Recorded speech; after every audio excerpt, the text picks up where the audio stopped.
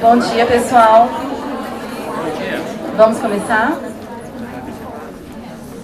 Nós fizemos esse evento na semana passada e foi um evento que gerou muito interesse em todas as pessoas, né? As pessoas ficaram bem mobilizadas para discutir sobre suicídio, sobre violência sexual, né? Essa ideia surgiu na época da Páscoa. Nós, no grupo dos professores, começamos a nos cumprimentar, né? Feliz Páscoa. Então, e aquela série de suicídio? Né? Então, ser psicólogo, ser professor não é uma coisa assim tão simples assim, né? E a gente viu que a gente ficou mobilizado com a série, a gente viu que as pessoas começaram a se colocar muito nas mídias sociais, a gente viu que todo mundo estava comentando sobre isso e que estava gerando uma angústia. Então a gente resolveu abordar essa série de uma forma científica, né? A professora Ingrid, até pegando a visão da psicologia escolar, contribuiu bastante para a mobilização desse evento, né? E as professoras Valéria e Adriana embarcaram também nesse desafio de falar sobre esse tema de uma forma científica e acabar posicionando um pouco a psicologia, porque isso foi uma coisa que a gente sentiu falta também. Tinha muita opinião de médicos, tinha muita opinião de instituições, mas quase não tinha opinião da psicologia. E como que a psicologia vê essa situação, né? De um bullying, de uma violência sexual, de um suicídio, dessa construção desse sofrimento, desse adoecimento dessa personagem ao longo da série, né? Então a gente resolveu fazer essa nova edição desse evento para aquelas pessoas que não tiveram a oportunidade de assistir na semana passada, participarem, refletirem e debaterem com a gente, né? Então nós vamos colocar a nossa opinião, né, e baseada no que a literatura nos coloca também, e ao final nós vamos abrir um espaço para que vocês possam se colocar, para que vocês possam colocar as reflexões de vocês e também as dúvidas, né, para a gente colocar um debate construtivo nesse sentido, tá bom? Então, apresentando aqui a mesa, a professora Ingrid, né, doutora, ela trabalha em especial com a parte de psicologia escolar e com a parte de psicologia do trânsito. Ela coordena o laboratório de psicologia do trânsito, né? Eu sou a professora Roberta, coordenadora do curso de psicologia, também doutora. A professora Adriana, também doutora, ela trabalha muito com o desenvolvimento das habilidades socioemocionais dos estudantes aqui no contexto universitário. E a professora Valéria, também doutora, trabalha tanto aqui na UDF quanto no Ministério da Saúde e trabalha muito nessa perspectiva da promoção de saúde, tá? Eu vou passar para a professora Ingrid colocar o vídeo do professor André Rabelo, do Minutos Psíquicos, que aborda um pouquinho sobre o suicídio, tá? É um problema grave de saúde pública no mundo. Estima-se que mais de 800 mil pessoas se matem por ano, algo próximo de um suicídio a cada 40 segundos. Dia 10 de setembro é o Dia Mundial de Prevenção ao Suicídio, e é sobre isso que vamos falar hoje. Ajude o Minutos Psíquicos a crescer nos apoiando no Patreon. Você pode ganhar ilustrações nossas e, se muita gente ajudar um pouquinho, podemos fazer mais vídeos por semana. E não esqueça de conhecer também a Loja Psíquica. Omitir o suicídio das nossas conversas não evitará que as pessoas cometam ele. Na verdade, falar sobre o suicídio é uma das poucas formas de preveni-lo. O suicídio é a morte em decorrência de ações danosas, autodirigidas, que visam intencionalmente a morte. Já a ideação suicida envolve pensar, cogitar ou planejar o suicídio. A ideação suicida é muito mais comum que o suicídio de fato. Existe uma relação íntima entre as duas coisas, mas a maior parte das pessoas que exibe ideação suicida não realiza o suicídio. Então existem muitos outros fatores em jogo. O suicídio é mais comum de ocorrer em países mais ricos do que em países mais pobres, entre os homens do que entre as mulheres e entre os mais idosos do que entre os mais jovens. Mas isso tudo depende. Por exemplo, o suicídio é a principal causa de morte no mundo entre mulheres de 15 a 19 anos. Cerca de 90% das pessoas que cometem suicídio possuíam transtornos mentais, mas cerca de 98% das pessoas que possuem algum transtorno mental não morrem em decorrência de um suicídio. Então essa também é uma relação bem mais complicada do que pode parecer. O transtorno depressivo maior, o transtorno bipolar e o transtorno do estresse pós-traumático são alguns dos transtornos que mais se relacionam com o suicídio. bem como condições médicas graves, crônicas ou sem tratamento. Uma história de vida marcada por abuso físico, psicológico ou sexual, assim como fazer parte de grupos discriminados em uma determinada cultura, também são importantes fatores de risco. Sabemos, a partir de relatos de pessoas que conviveram com alguém que se matou, que geralmente elas comentam sobre intenções de suicídio em algum momento. Mas muitas vezes esses comentários não são levados a sério. Qualquer intenção ou tentativa de suicídio deve ser levada a sério. Um comentário sobre suicídio pode ser apenas um desabafo, uma brincadeira, um grito por ajuda ou um aviso mesmo. Como não dá para saber isso na hora, a melhor coisa a fazer é levar a sério o que a pessoa disse, oferecer suporte e um ouvido amigo sem julgamentos. Algo tão simples assim pode evitar uma morte. Se você está pensando em cometer um suicídio, você pode ligar para o número 141. Esse é o número do Centro de Valorização da Vida, uma ONG que funciona 24 horas por dia, todos os dias, e que conta com pessoas treinadas para oferecer suporte de maneira sigilosa e anônima. Nós também já fizemos um vídeo aqui no canal falando sobre como você pode buscar ajuda psicológica se estiver passando por momentos difíceis. Nos ajude a prevenir o suicídio curtindo, compartilhando nosso vídeo nas suas redes sociais e se inscrevendo no nosso canal.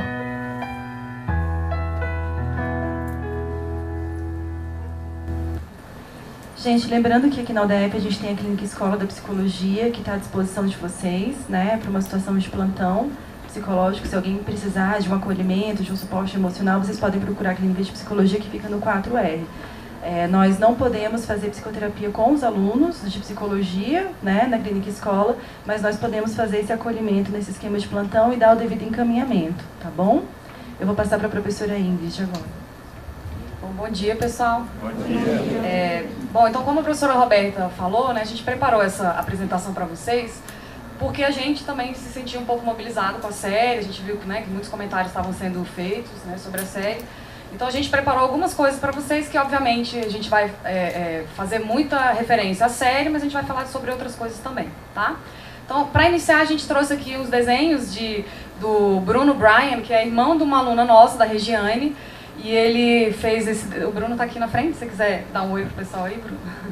Ele é um artista que está sempre com a gente aqui nos momentos que a gente faz, né, de atividades com os alunos. Então ele sempre traz alguns desenhos e, como ele fez esses desenhos especificamente sobre a série, a gente achou interessante trazer para vocês verem também como são bonitos esses desenhos. Parabéns, obrigado, Bruno, mais uma vez estar aqui com a gente.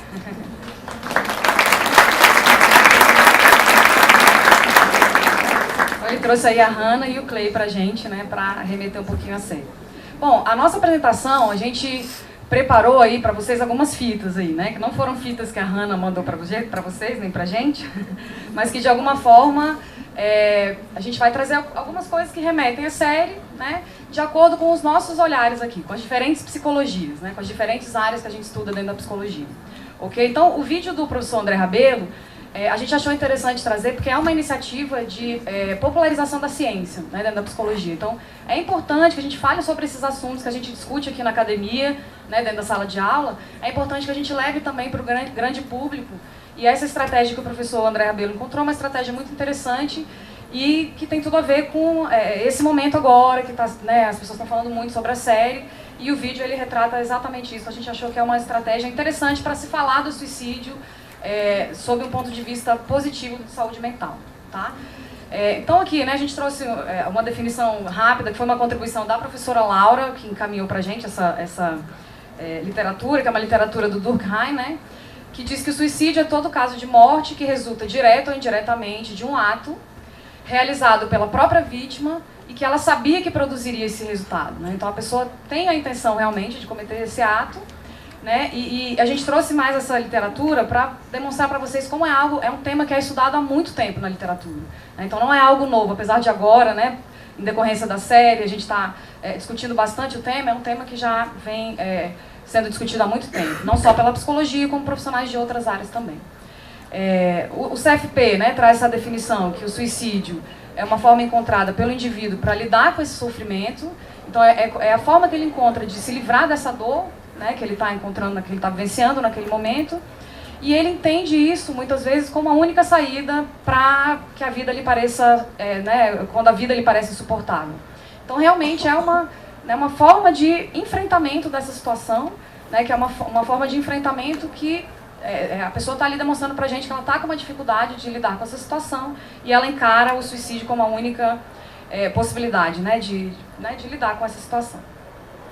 E a diferença, né, a gente quis trazer para vocês um pouco dessa diferença que o professor André Rabelo também traz no vídeo, né, do suicídio para o comportamento suicida. Então, a pessoa não precisa necessariamente cometer o ato, né, propriamente dito, mas ela pode demonstrar esse desejo ou intenção de causar algum dano a si mesma. Então, isso também já é um comportamento suicida que a gente precisa estar atento nos vários contextos que a gente vai trabalhar com vocês aqui, né. Então, a gente vai falar muito sobre isso, a ideação suicida, que é essa ideia de pensar em morrer, querer sumir, dizer que a vida não tem sentido, que seria melhor, né, que a pessoa não estivesse ali, que estivesse morto, por exemplo.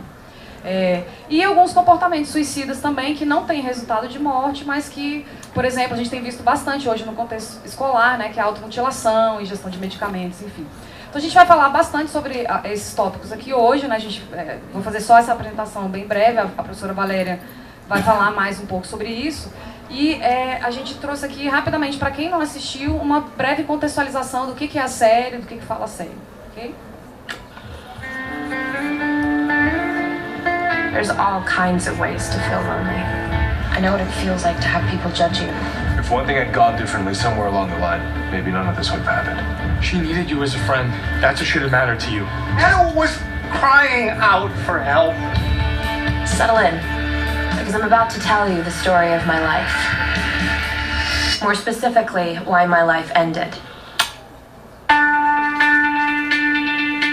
13 Reasons Why is about Hannah Baker, who commits suicide in high school. And she leaves tapes behind for the people that have something to do with her death. It's Hannah. Don't adjust your whatever device you're hearing this on. Holy shit.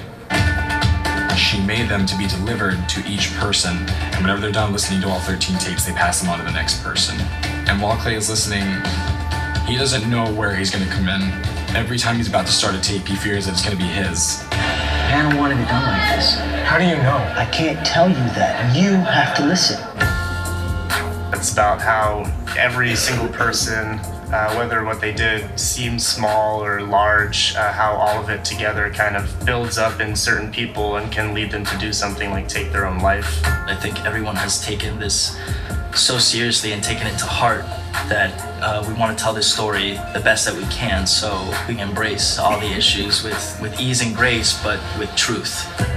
It's a very uncomfortable topic to talk about, and I'm so grateful that I'm on this show where they are telling the truth and they're not cutting corners or trying to sugarcoat it. I'm really excited to see it. I'm probably also more so excited for hearing the effect that it has on people after the book.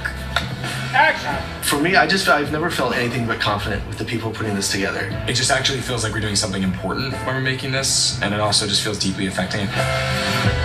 I hope that with this story that more people will A, talk about the issues that we're presenting, but B, that they will also understand that there is life after whatever they're feeling. There is life after high school, there is life after that exam, there is life after that party or that photo or, that boy. There's always going to be more. Clay really, really, really liked Hannah. They had a very, very good friendship. What was ahead for her? If she'd have just lived for 5 more minutes, anything could have changed. Is Hannah telling the truth? What do you think?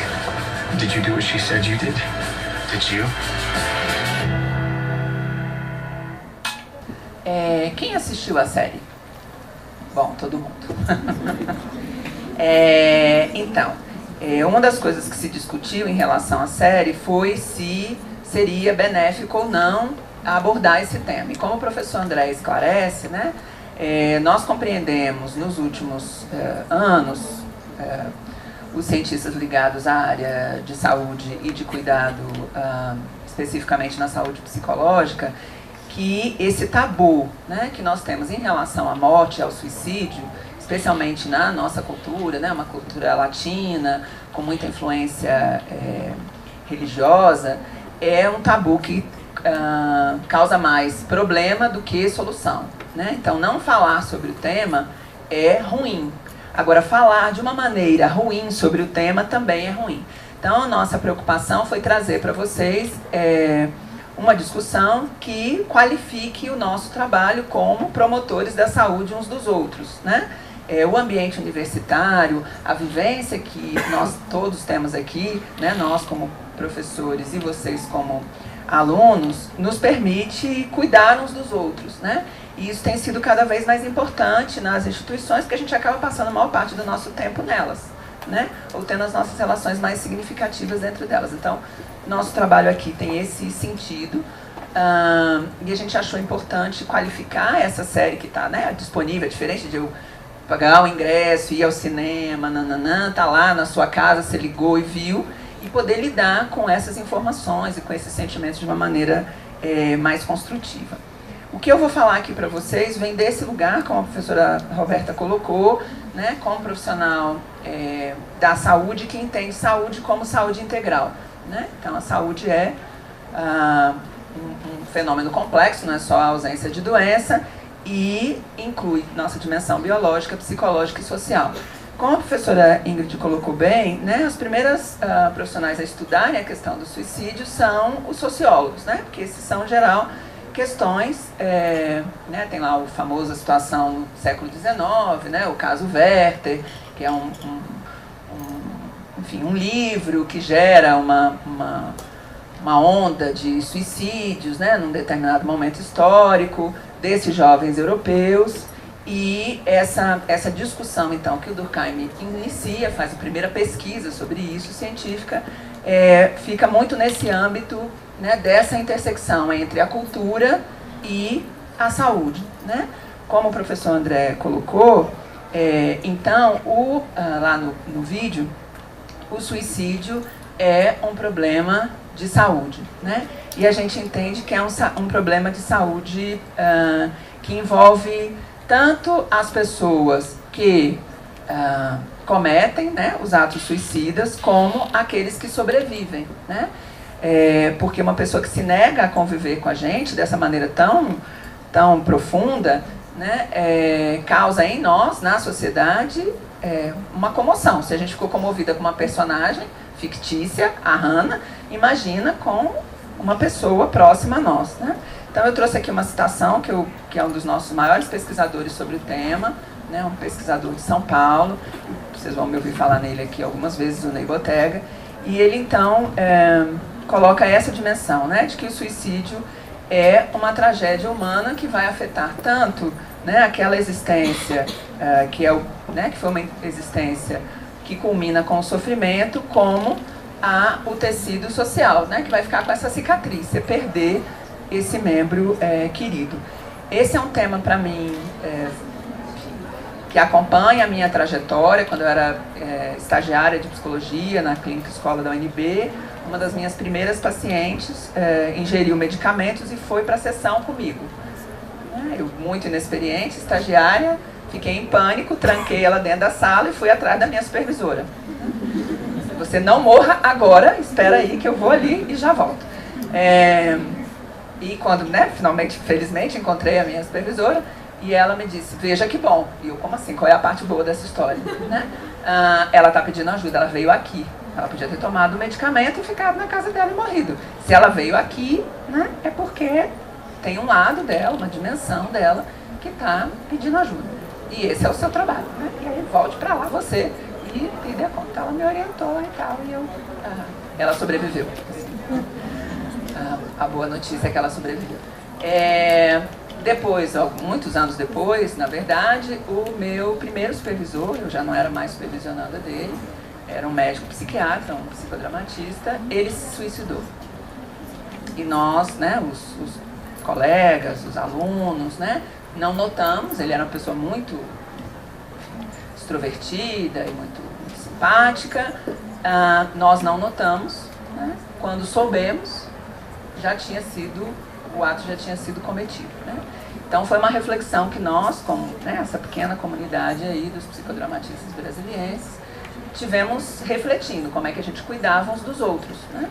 como é que a gente estava, como é que esse colega, que era tão importante para nós e tão conhecido, né, com uma prática que como psiquiatra durante muitos anos, pioneiro aqui na cidade, tinha chegado a esse momento, né, ele se suicidou no consultório.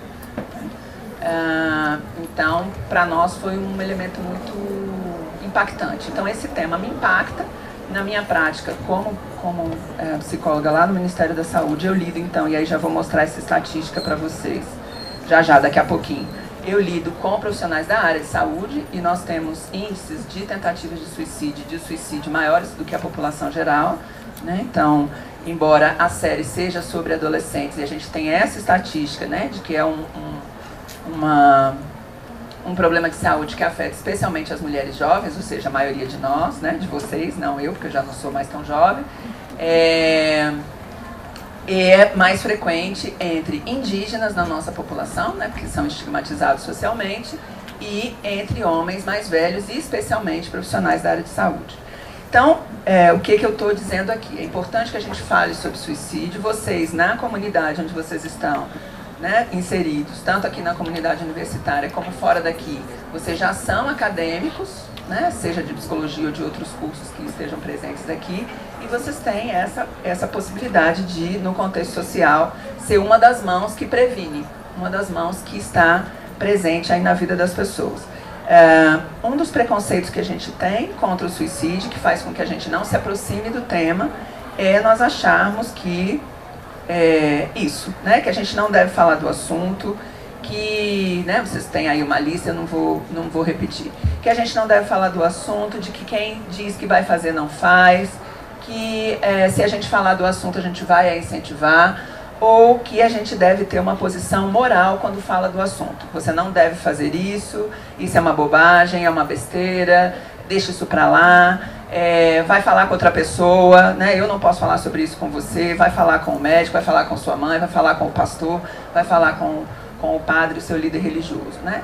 Se a pessoa buscou você, né, você poder ouvi-la, né, já vai ser um grande alento, né? E ouvi-la sem julgamento. E sim, encaminhá-la para um profissional de saúde, né? Mais habilitado, mais preparado para lidar com essa situação do que você, mas esse primeiro momento, né? Como um dos atores diz aí quando comenta o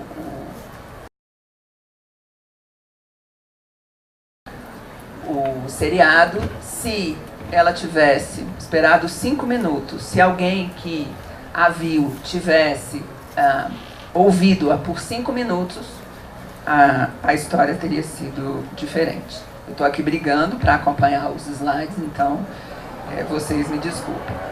Quando a gente pensa como é que nós podemos lidar com essa questão do risco e da prevenção, tem alguns indícios que podem nos ajudar, né? O que a gente está falando quando fala de risco e proteção? Que, né, todos nós, se a gente pensa em saúde não só como ausência de doença, a gente está sempre, né, sujeito a esses atravessamentos. Então, o suicídio não acontece só com pessoas que têm problemas psiquiátricos graves, né? Embora, e isso a maior parte das pessoas, quando a gente faz lá o que se chama uma autópsia psicológica, a gente identifica que essa pessoa estava experimentando transtornos psiquiátricos, isso não significa que pessoas normais e comuns que convivem com a gente no dia a dia, como era o caso da Hannah, né? Ela não parecia uma mocinha simpática, gentil, agradável, risonha, que ia às festas. E então a gente poder pensar que esses riscos dizem respeito a experiências que as pessoas estão tendo e que não necessariamente a gente está percebendo. Ou seja, mulheres, né? Nós somos população de risco, né, em primeiro lugar. Culturalmente, nós somos muito mais reprimidas em demonstrar nossas emoções. Nós devemos ser obedientes, simpáticas, alegres e bonitinhas. Então, quando nós não estamos assim, as pessoas em geral têm dificuldade de conviver conosco e nós mesmos temos dificuldade em nos apresentar para os outros, né? Então, né, sua amiga, sua mãe, sua avó está mais tristonha, está mais afastada, né? Você poder acolher essa situação, né? Outro preconceito que nós temos é que as pessoas que têm dinheiro, que estão bem financeiramente, estão felizes, né? Isso não é o caso. A maior parte, né, dos países desenvolvidos tem mais altos índices de suicídio do que os países menos desenvolvidos. Por quê? Porque quando a gente está falando em sentido e significado para a vida, a gente não está falando só em bens materiais. E muitas vezes as pessoas com mais dificuldades socioeconômicas têm redes sociais mais firmes, né? Porque inclusive elas precisam umas das outras. Então, se você está em rede, você está acompanhado, você está em um grupo, é um fator de proteção, né? Como eu disse, né, os médicos têm mais ocorrência do que a população geral e os dentistas. E um dos elementos que faz com que eles estejam mais ocorrência é que eles estão perto dos objetos cortantes e dos medicamentos, né? Então, eles têm mais acesso às formas de atentar contra a própria vida, né? Se algum de nós quiser ter acesso, vai ter mais dificuldades. E essa é uma das políticas públicas que a gente também desenvolve em alguns países. Ter vigilância em prédios públicos, né? Ter proteção nas pontes, a gente tem aqui a situação do pátio, né? Do Pátio Brasil, aqui ao lado, que, do ponto de vista de prevenção, faz uma barreira física apenas, né? Então foi lá e eles cobriram com vidro a área interna que tinha uma frequência de suicídio alta. O que aconteceu, as pessoas agora pulam da janela, né? Aí agora tamparam as janelas também, então agora elas vão pular de outros lugares, né? Então, quando a gente pensa em prevenir, não é nesse sentido, botar apenas a barreira arquitetônica. É dar um espaço para que as pessoas se expressem em relação a esses sentimentos, né? Que a gente tenha, e por isso que é sempre bom lembrar que nós temos esse bom trabalho social, né, desenvolvido por uma organização não governamental, que é o CVV, né? Que é uma linha direta, que está sempre aberta. O Facebook fez uma parceria com eles agora, porque o que previne o suicídio não é impedir a pessoa de pular de um prédio, é dar a ela a oportunidade de falar sobre os seus sentimentos, encontrar sentido e significado para ela se manter viva e lidar com a dor que ela está enfrentando naquele momento, né? Então, quando a gente pensa nessas pessoas em situação de risco, não é para impedi-las de ter acesso, né? Porque às vezes é isso, a família diz, não, vamos esconder todas as facas, né? E isso não vai resolver, né? É melhor você mostrar todos os ouvidos, né? Mostrar que pessoas diferentes vão ouvir a sua história de forma diferente, vão poder acolher a sua história, e vários programas, né, de prevenção ao suicídio de adolescentes em países que têm, né, esses programas mais desenvolvidos, se baseiam nessa ideia, né, especialmente para a população de risco LGBT, né, que é outra população de risco por ser uma população estigmatizada. Então, como vocês viram no vídeo também, os atores, né, e é frequente nessa população, como a gente viu, acompanhou aí em anos recentes, vários atores conhecidos, né, cometeram suicídio. Então, há campanhas para adolescentes, né, e muitos dos atores são adolescentes, inclusive a produtora dessa série né, a gente considera ela ainda uma adolescente, uma moça jovem, a Celina Gomes, e a proposta é essa, né? Espere um pouco mais, vai passar, né? É claro que você ser uma pessoa diferente, mais diferente, menos comum do que as outras, né? Uma orientação sexual não hegemônica. Quando você tem 13 anos, é muito diferente de quando você vai ter 21, né? Você ter uma situação como é a da Hannah, de bullying, de violência, quando você tem 17 anos, que é a idade dela, 18, do que quando você tiver 25. Então, você poder ter alguém que esteja ao seu lado e diga, olha, isso vai caminhar, você vai ter outros recursos para superar esse momento, é o que a gente sabe que vai ser mais eficiente, né? Então, o lema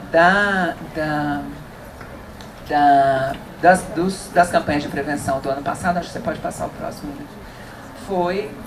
não, voltar só um minutinho. Isso.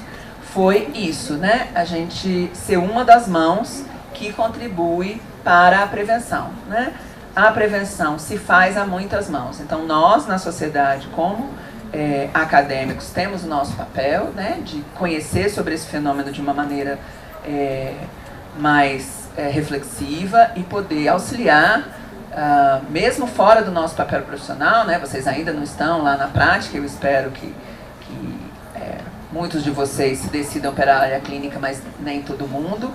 Mas mesmo agora como acadêmicos e mesmo em outras áreas em que vocês estejam atuando na psicologia, e a professora Roberta, a professora Ingrid, a professora Adriana vão dizer, né, as diferentes formas em que na escola, no trabalho, na vida comunitária, nós podemos fazer essa atuação, vocês possam fazer parte dessa rede aí, dessas mãos que se encontram, né? Porque muitas vezes, quando a gente lida com uma situação de estigma, o que a gente faz é soltar a mão. Eu não tenho nada a ver com isso. Né? Eu nem tenho esse problema. Né? Então, eu não tenho nada a ver com isso. E a gente isola, né? Como é o caso lá da Hannah, ela vai ficando cada vez mais isolada, ela vai ficando cada vez menos acolhida pelos seus colegas. E nós temos nos preocupado, aqui em Brasília especificamente, com ocorrências desse tipo na comunidade acadêmica. Né? Tivemos a situação há 2 semanas, se eu não me engano, né, de um colega lá do programa de pós-graduação da UNB, de psicologia, que cometeu suicídio.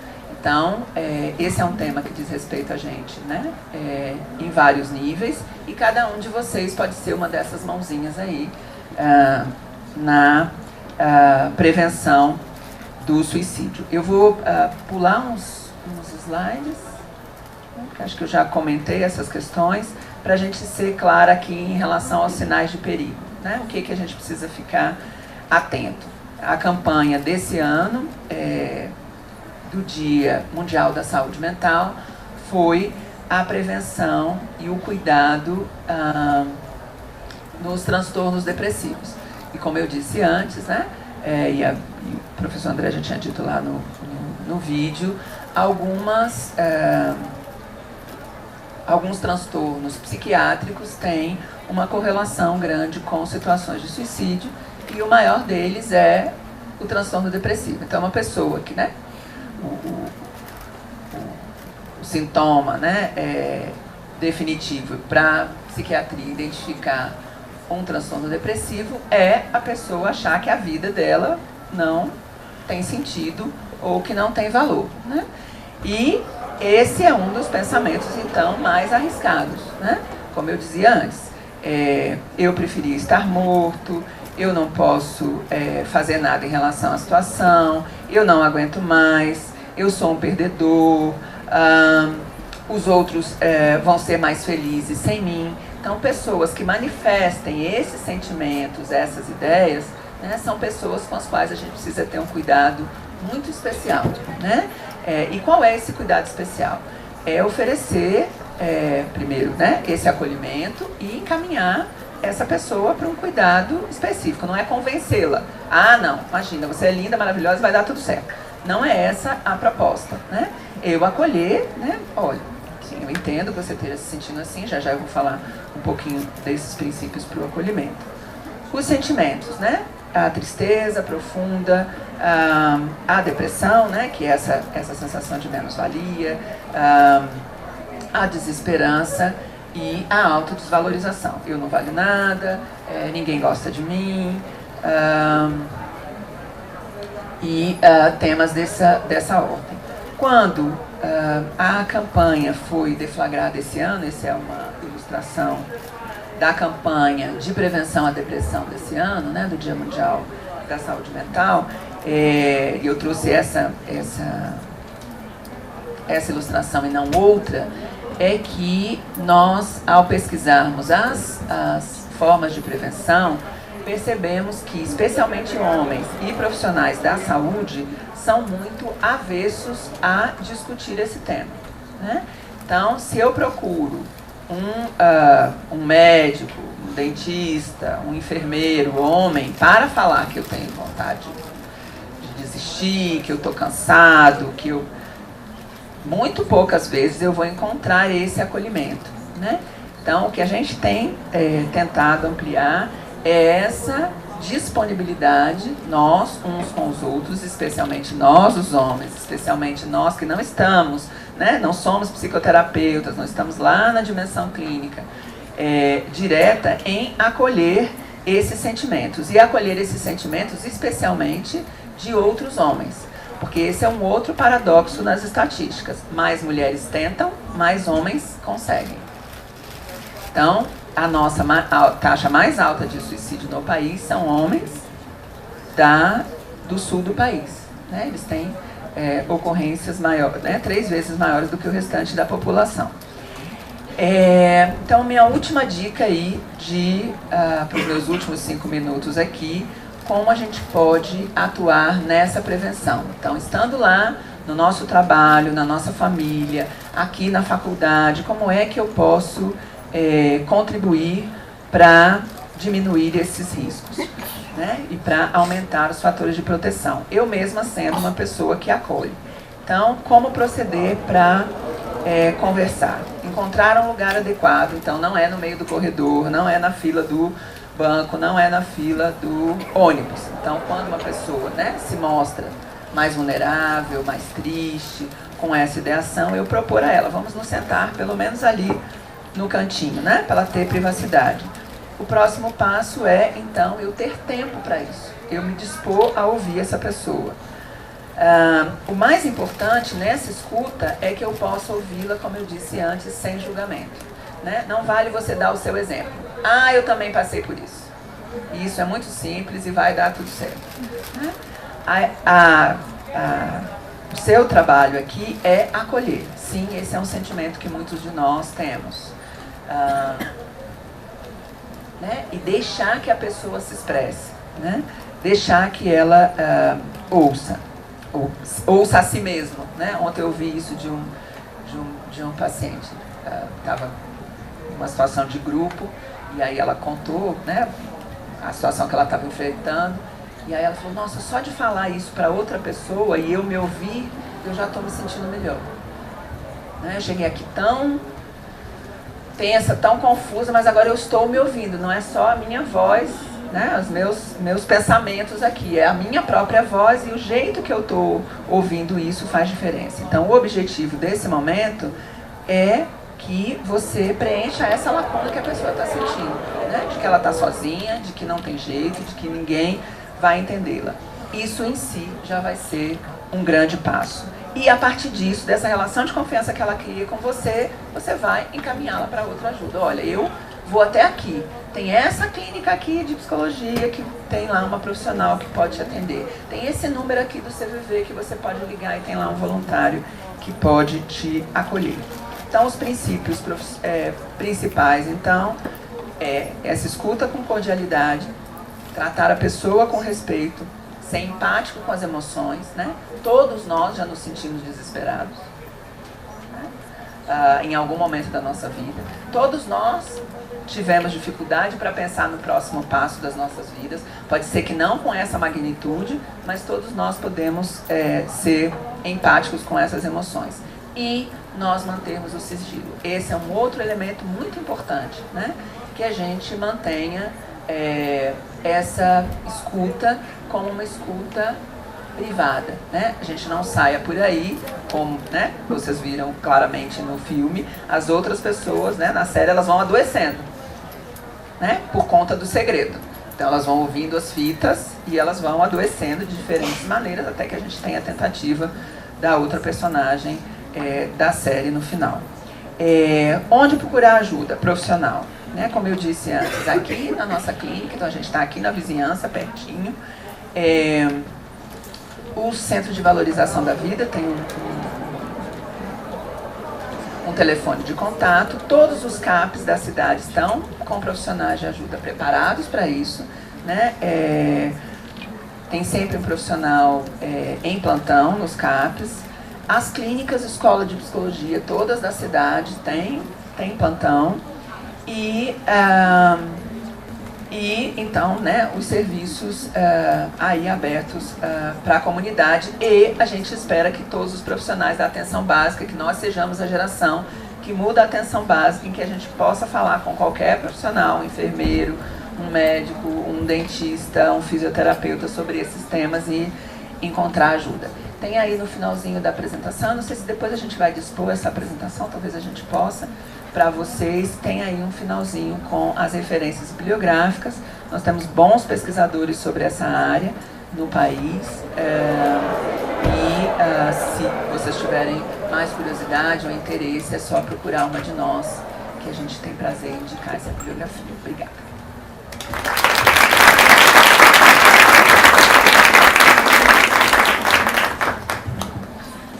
Eu vou falar sobre violência sexual no contexto universitário, no contexto acadêmico, né?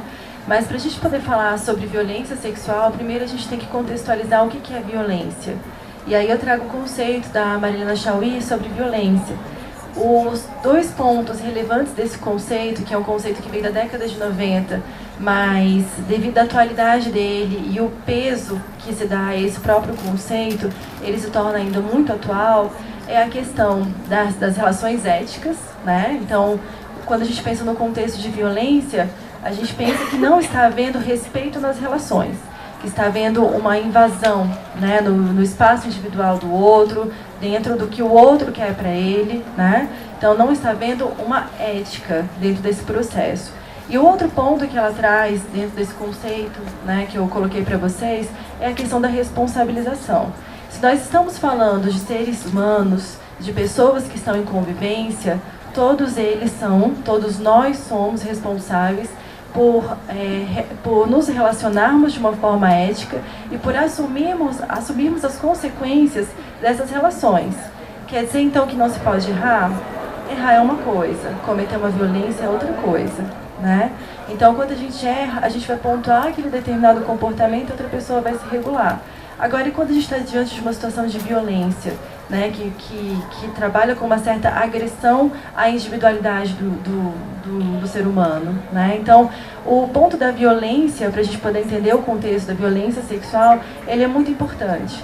Porque quando a gente pensa na violência sexual, não necessariamente tem que ter um contato físico para essa violência sexual acontecer. Muitas das questões pautadas na violência sexual, estão relacionadas a questões éticas, né? E se a gente não tem essa percepção, então, a gente vai ter dificuldade de identificar quando ocorre uma situação de violência sexual. Então, para a gente entender o que seria uma violência sexual.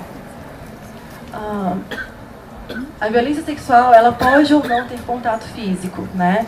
Na série tem alguns exemplos de situações com contato físico, né? Então, a Hannah, num determinado momento, ela é apalpada, né? Quando ela está com o Bryce numa loja, enfim.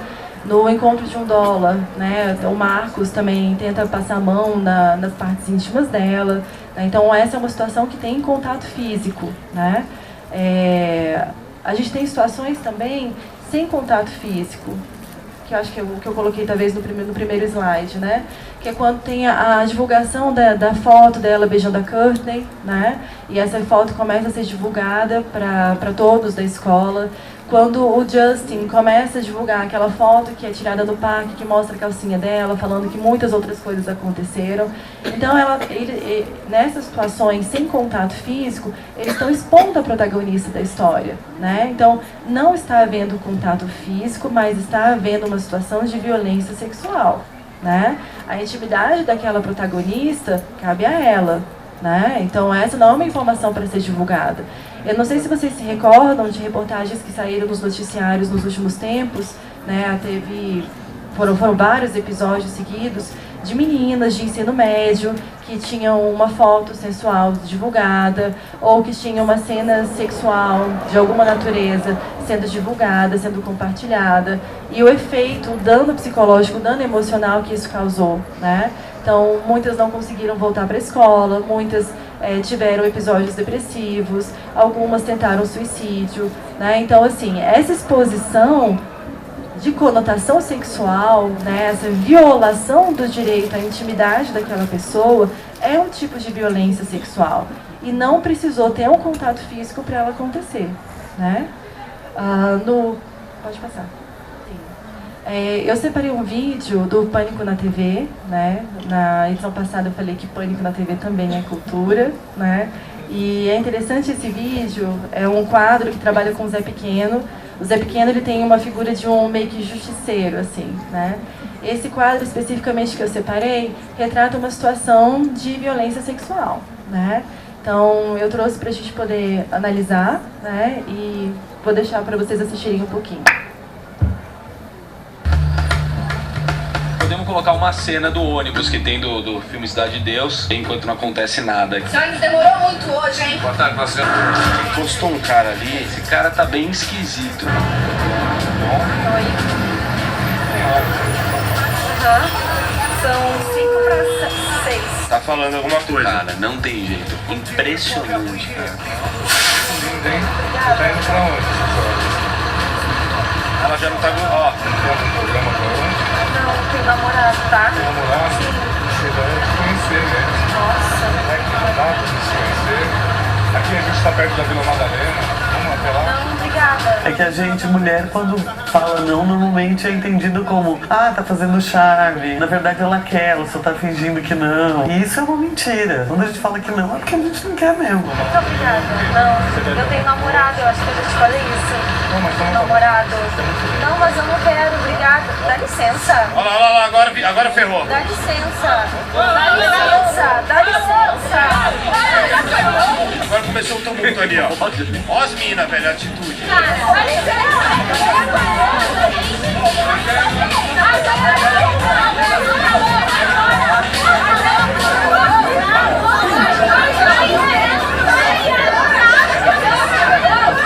Agora vai chegar o céu. Rapaz, vai te ferrar, rapaz, tá errado, rapaz. Mexendo com a mulher dos outros, viado. Para, cara. Foda-se, rapaz. Não tem mãe não, viado. Olha o apavoro que ele tá dando no maluco. Filha da puta, rala, rapaz. Rala, viado. Tomar no c, rapaz. Caralho, sério. Espetacular. Ele é maravilhoso. Ele aparece do... Então, vocês identificaram alguma situação de violência sexual aí? Né? Existem várias situações de violência, em especial de violência sexual, né? Não existiu apenas um episódio, né? Então, pelo fato dela ser bonita, né, linda, como ele falou, já dá a sensação, já dá o direito para ele, na cabeça dele, de perguntar se ela faz programa. Então, uma mulher bonita significa que é uma prostituta, talvez? Né? Então a gente já começa com uma situação estereotipada aí, né? As coisas não são assim, ela pode ser bonita, ela pode andar com a roupa que ela quiser e ainda assim manter o direito dela de não ser importunada dessa forma sexual, né? Quando ela diz não, e ela não diz não uma vez só, ela diz não várias vezes, o não dela não é respeitado. Quando as outras mulheres da parada de ônibus começam a defendê-la, elas também não são respeitadas. Então esse rapaz, ele não entende o não de nenhuma mulher. O Zé Pequeno precisa entrar na situação para conseguir defender as mulheres e ele conseguir sair de cena. Mas ainda com a intervenção do Zé Pequeno, ainda assim existe uma intervenção violenta, uma intervenção agressiva com o agressor, né? Mas apenas diante desse contexto, não defendendo a violência, né, que ele consegue sair dessa situação de agressor no contexto de violência sexual. Então, essa questão da violência sexual está no nosso dia a dia, né? Então, não está apenas no contexto universitário, não está apenas no contexto acadêmico, está no nosso dia a dia. Então, a gente precisa debater sobre o tema, a gente precisa refletir sobre os nossos comportamentos, né? Sobre o que a gente está fazendo que está tão introjetado culturalmente que a gente não está percebendo que isso pode ser agressivo, que isso pode ser um tipo de violência. Porque muitas das vezes as pessoas não percebem, né? E não percebem porque a cultura tem essa característica, a invisibilidade.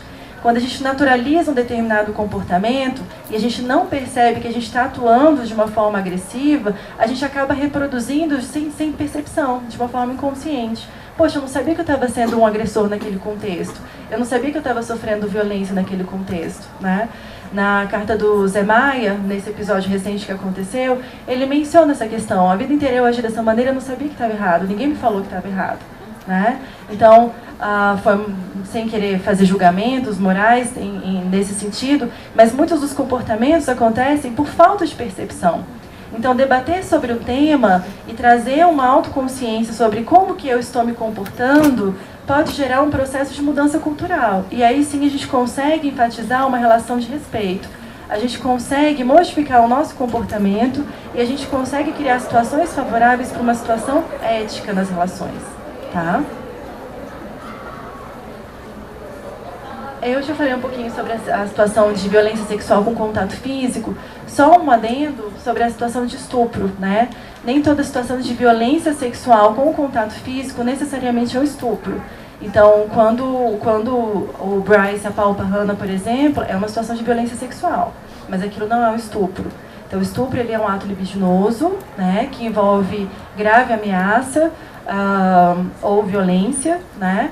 E pode envolver, né, na grande maioria das vezes, o contato físico, tá? Mas a violência sexual, então, seria um conceito muito mais amplo do que o estupro em si, tá? Então, por que acontece a violência sexual, né? Então, a gente tem uma situação voltada para as relações de poder. Desde a década de 80, a gente vê a conceituação do micropoder. O micropoder ele é pautado em 4 pilares, né? Então, a gente tem, dentro de uma relação de poder, uma figura que domina e uma figura que é dominada, né? Qual seria a característica dessa figura que domina? Então, a gente vive numa cultura patriarcal. Então, se a gente vive numa cultura patriarcal, o homem predomina sobre a mulher, né? A exemplo do vídeo que eu mostrei para vocês, né? O não de todas as mulheres daquela parada de ônibus, daquele ponto de ônibus, não foi suficiente para atender o desejo daquele homem, né, que estava empoderado naquele momento, né? Então, é como se na nossa cultura as mulheres tivessem que satisfazer os desejos imaginários e fantasias do homem, enquanto, na verdade, os dois deveriam estar numa situação de igualdade, né? Então, quando a gente pensa nessa situação patriarcal, nessa situação do machismo, a gente pensa também no outro lado da situação, que é o feminismo. E quando eu digo outro lado, não é colocar o feminismo como oposto do machismo, mas como uma defesa da igualdade, né? Como a Malala colocou, o feminismo é apenas uma outra palavra para se referir à igualdade de gênero, né? Então, por que a mulher tem que se pautar nos desejos do homem? Não tem, né? A situação não tem que ser unidirecional, a situação tem que ser bidirecional, tem que ser uma situação de igualdade, uma relação de troca, né? Então, a nossa cultura patriarcal acaba enfatizando essa relação de poder do homem sobre a mulher. Existe uma visão adultocêntrica, né? Então, o adulto, ele pode mais do que a criança. Então, a gente reforça também uma situação de poder nesse sentido. Existe uma questão racial, né? O branco pode mais sobre o negro, por exemplo, dentro dessas relações de micropoder culturais, do ponto de vista cultural. E existe uma situação também socioeconômica pautada no capitalismo. Então, aquele que detém dinheiro pode mais sobre aquele que não detém dinheiro, né? Então, se a gente pensar no perfil dessa pessoa que detém o poder, seria uma pessoa com um bom padrão econômico, branco, né? Homem, né? E adulto. É o Bryce, né? Então, no seriado, é o Bryce. O Bryce, ele está num contexto de poder, ele tem acesso a dinheiro, ele tem uma família que é permissiva, ele tem acesso a tudo, né? Ele acaba pautando as relações dele numa situação de troca econômica, né? Não, eu pago para você, eu faço isso, né? Então, dentro dessa situação da série, essa figura dominadora é o Bryce, né? Sobre essa questão das relações de poder, o que a gente pode fazer para tentar minimizar isso? Lutar por uma situação de igualdade, né? A partir do momento que a gente considera a mulher, por exemplo, tão igual quanto o homem, então a gente não precisa mais dessa relação de poder para as relações, né? Para as diferenciações das relações. O que eu quero dizer com isso? Se a gente está colocando uma situação de violência sexual pautada numa relação de poder, a partir do momento que existe uma igualdade, vai haver simplesmente consentimento e não uma imposição. E as relações, elas devem ser consentidas, elas não devem ser impostas, né? Daí essa luta que a gente tem sobre o feminismo, sobre a igualdade de gênero, né? Para que a gente possa evitar essas situações de abuso. Bom, os aspectos culturais também relacionados à violência sexual perpassam sobre a cultura do estupro, né? Então, a cultura do estupro é um termo que já existe há bastante tempo, mas com aquele caso que aconteceu no Rio de Janeiro do estupro coletivo, ele acabou voltando com mais intensidade. Como eu coloquei para vocês, a cultura tem como característica a invisibilidade. Então, quando a gente naturaliza determinados comportamentos, a gente não percebe que a gente está praticando eles. A gente acha que aquilo é normal, que aquilo é natural, né? Então, quando a gente imagina que aquela mulher sofreu determinado assédio, determinada violência porque ela está usando muito decote, né? Se eu estou reproduzindo esse tipo de comportamento, eu estou culpabilizando a vítima. Mas essa é uma questão que é pautada na nossa cultura. A nossa cultura, ela é uma cultura machista que culpabiliza a vítima nesse contexto de violência sexual, né? Eu trouxe algumas verbalizações para representar isso, né? Sobre a relação de micropoder, tem a fala do Bryce, o que é seu é meu, na situação de estupro da Jéssica, né? Então o Justin tenta impedir o estupro da Jéssica, e aí o Bryce tenta argumentar, não, o que é seu é meu. Então, o que é seu é meu, pronomes possessivos, né? Então, a sua namorada é sua propriedade e também, pelo fato de ser sua, também é minha. Então, passa a ser minha propriedade, né? Sobre os aspectos culturais, as outras verbalizações, pode passar. Mas ela estava de saia curta, mas ela estava pedindo, mas ela estava provocando. Essas são verbalizações que a gente escuta no nosso dia a dia, né? E da série eu separo, mais uma vez, uma fala do Bryce. A gente só está se divertindo na situação em que ele está estuprando a Hannah, né? É o que ele fala constantemente, a gente só está se divertindo, a gente só está se divertindo. Então, mais uma vez, para tentar atender a essa situação adultocêntrica e patriarcal, né? Então, a mulher tem que atender aquele desejo, aquela fantasia do homem, né? A gente só está se divertindo, não tem problema nenhum. E mesmo quando o Clay tenta arrancar a confissão dele sobre a situação de estupro, ele ainda tenta minimizar a situação, né? Então você vê que para ele, na perspectiva dele, é uma situação natural, porque ele pode, né? Então, só que isso não é correto, isso na verdade é um crime, né? Então isso é uma coisa que precisa ser discutida e a gente tem que observar constantemente o nosso comportamento para a gente evitar a reprodução de comportamentos inadequados. E no contexto universitário, como que essas relações de poder podem acontecer, né? Então, se eu tenho um professor, e aí eu vou usar sempre o sexo masculino na minha fala, porque as estatísticas mostram que a maioria dos agressores, 90%, 95% dos agressores são homens, né? Mas isso não quer dizer que os homens não possam sofrer violência sexual, eles podem sofrer violência sexual e acontece também, mas por conta dessa estatística eu vou usar mais o agressor na figura do sexo masculino, a figura masculina, tá? Então, dentro dessa relação de poder no contexto universitário, você tem um professor que canta uma aluna, e é isso a gostosa, né? Isso é uma violência sexual. E existe uma relação de poder. Dentro dessa relação de poder no contexto universitário, a gente começa a ter uma situação de assédio, né? Então, mas o que geralmente acontece? São situações que são constrangedoras e que são de difícil controle, né? Então, vamos imaginar que alguém faça uma denúncia, o professor falou isso. Como é que eu consigo comprovar? Então, para esses casos que levam uma sutileza muito grande, é muito difícil da gente apurar e da gente conseguir responsabilizar. Daí, o que acontece? A gente começa a criar uma outra cultura das pessoas não denunciarem. Então, esse é um problema muito sério, né? Então, a gente tem que refletir e criar estratégias que sejam eficazes, tanto de prevenção quanto de responsabilização para esses casos, né? Mas o incentivo maior é que haja uma denúncia, porque a partir da criação de demanda a gente consegue desenvolver ainda mais estratégias para que a gente possa apurar e trabalhar com a responsabilização e com a educação desse agressor, né? Os padrões culturais, como eu mostrei para vocês, eles saem da sociedade e eles se generalizam também no contexto universitário. Então, aquela cantada que acontece no ponto de ônibus da rua também vai acontecer no contexto universitário, né? Então, mais uma vez, a recomendação da reflexão e da autoobservação do comportamento. No contexto universitário, talvez o ponto mais específico seja o uso de álcool nas festas, né, nos encontros, nas interações. Então, o álcool ele tem sido muito utilizado como justificativa. Mas ela estava alcoolizada, como aconteceu com a Jéssica. A Jéssica estava alcoolizada e ela foi estuprada, né? Então, ela estava inconsciente, ela não consentiu e ela foi estuprada. O álcool justifica uma ação dessa maneira? Ou do ponto de vista contrário, eu estava alcoolizado e aí eu nem percebi o que eu estava fazendo? O álcool justifica essa conduta inadequada, essa conduta de agressão? Porque isso é uma conduta de agressão. O que vocês acham? Alguém acha que justifica? Não, né? E não justifica, né? Então, se uma pessoa estiver alcoolizada e ela estiver quase inconsciente, como a Jéssica estava, ela tem que ser respeitada na sua integridade. Se a pessoa está alcoolizada e acha que não consegue controlar o seu comportamento, então, por favor, não beba, né? Porque se você não consegue controlar seu comportamento utilizando álcool, você não deve beber, você deve reconhecer os seus limites, né? E por fim, eu coloco essa imagem que foi divulgada nas mídias sociais, né, de alunos do curso de medicina, usando o estetoscópio, o jaleco e fazendo um sinal que se refere à genitália feminina, né? Baseado no que a gente viu até agora, vocês conseguem identificar alguma situação de violência sexual nessa imagem?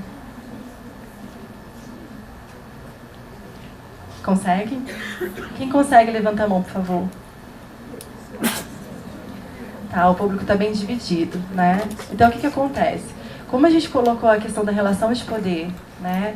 Com todo respeito à medicina, né? Mas a gente sabe que a medicina ela é uma profissão que tem status, né? Então, essa questão do status já vai trabalhar naturalmente com uma situação de poder.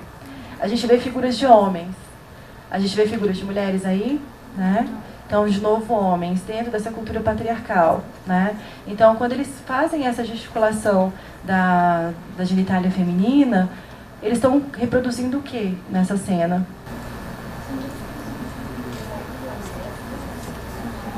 Sim, né? Mas o que essa foto vai significar, então? Uma relação de poder.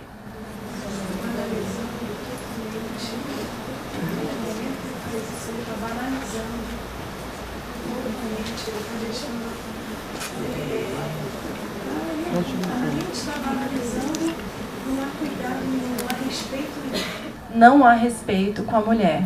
Então essa foto claramente mostra uma situação de desrespeito com a mulher, uma situação de banalização, né? Então eu vou me tornar médico para quê? Para conseguir mais mulher? Então a mulher, de novo, ela é qualificada como um objeto, como uma coisa que não tem relevância, que não tem sentimento. Por quê?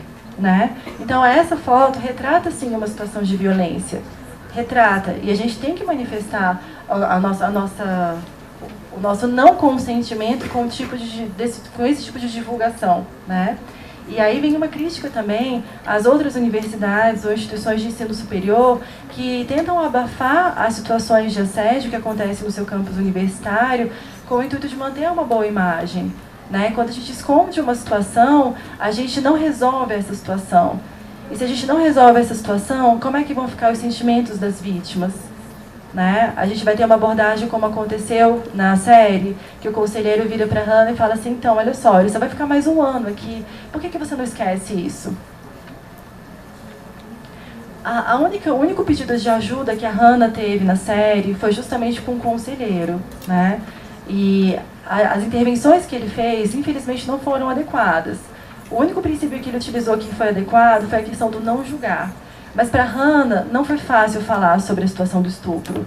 Ela não conseguiu falar abertamente. Ela foi fazendo colocações e a partir das perguntas que ele foi fazendo, foi dando a entender que havia uma situação de assédio, de estupro ou de alguma violência sexual, né? E ele até pergunta, será que você não consentiu e depois você se arrependeu? Né? Então olha uma situação cultural aí que já interfere nessa intervenção, né? E aí depois ele coloca, mas ele só vai ficar mais um ano aqui, por que você não esquece? E aí é o momento que a Hannah se coloca indignada, né? Então, em que momento que o sentimento dela foi validado? Qual foi o momento que ela foi considerada, né? Então, essa questão da violência sexual pode gerar muitos danos psicológicos. Pode passar para o próximo. E esses danos psicológicos vão depender de como que a pessoa vai significar aquela situação. Então, uma mesma situação pode acontecer com a pessoa A e com a pessoa B. Mas dependendo de como a pessoa A percebe, dependendo de como a pessoa B percebe, aquilo pode ser mais ou menos danoso, tá? Então, a gente tem que considerar a interpretação do fato em si, a reação da vítima e das pessoas ao seu redor, né? Então, vejam, quando o Clay ele escutou as fitas e ele descobriu a situação da violência sexual contra a Jéssica, ele foi o melhor suporte possível que a Jéssica poderia ter, né? Ele queria escutar até o final, ele escutou aquela situação, não terminou de ver as fitas, falou, Jéssica, então, se você quiser eu queimo todas essas fitas e acabo com essa história. Mas se você quiser, eu estou junto com você e a gente segue com essa denúncia. A rede de suporte ela é fundamental para que a vítima consiga se empoderar e consiga fazer a denúncia. Apenas a partir daquela intervenção do Clay que ela conseguiu se empoderar para poder fazer a denúncia. Até então ela estava preocupada, mas eu vou ter que falar isso para o meu pai? Eu vou ter que me expor? Então, o sentimento de vergonha, o sentimento de culpa, o medo de ser julgado, tudo isso gera uma confusão muito grande e um medo muito grande na vítima. E isso acaba interferindo na tomada de decisão dela de procurar ajuda e de pedir e de fazer a denúncia, né? Então, a gente tem que olhar com muito cuidado tanto para a vítima quanto para o agressor. A rede social e a idade e maturidade psicológica da vítima também podem interferir, né? No caso da Hannah, a rede de suporte social dela não estava adequada e ela não conseguiu, enfim, uma ajuda suficiente para tentar reverter a situação dela. Então, quais seriam os principais danos psicológicos após a violência sexual? Transtornos de ansiedade, sintomas depressivos, né? Isso tanto se a violência sexual acontecer na infância ou na fase adulta, né? Isso pode acontecer da pessoa desenvolver sintomas depressivos e agressivos, problemas quanto ao seu papel e funcionamento sexual, dificuldades sérias em relacionamentos interpessoais, ideação suicida, tentativa de suicídio, né? E eu repeti a depressão aí. Então, esses seriam os principais sintomas. Então, assim, a violência sexual, ela gera danos psicológicos, sim, tá? Eu pulei a repetição do ciclo de violência porque tem uma situação à parte aí. Se a gente pensar no contexto de violência sexual com a criança, a gente tem uma estatística de que as pessoas que cometem estupro, elas, na sua grande maioria, foram abusadas na sua infância. Então, acaba tendo uma repetição daquele comportamento errado, daquele comportamento criminoso, né? Então, se a gente não faz nenhuma intervenção em termos de prevenção, em termos de políticas públicas ou em termos de responsabilização, a gente acaba mantendo esse ciclo de violência, tá? Então, aí vem novamente um alerta, um cuidado para a gente evitar a reprodução desse ciclo de violência. Então, o que a gente pode fazer para prevenir? O que a gente está fazendo hoje? Debater sobre o tema, né? A gente tem que trabalhar com a conscientização sobre os nossos comportamentos e pautar as nossas relações na ética, porque aí assim a gente consegue trabalhar com uma situação de respeito. E a gente também tem que trabalhar com a situação de educação, né?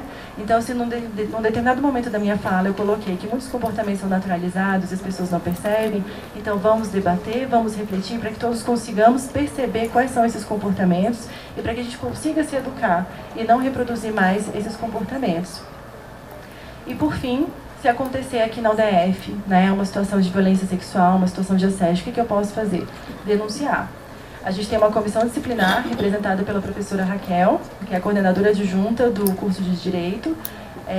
O curso de Psicologia é parceiro nessa situação, então, para evitar a revitimização, o acolhimento da apuração da situação pode ser feito em acompanhamento com a psicóloga da clínica, né? A gente vai trabalhar com essa apuração de uma forma a validar os sentimentos dessa vítima, né, mas apurar na sua totalidade os fatos. Tanto a vítima quanto o agressor devem ser escutados.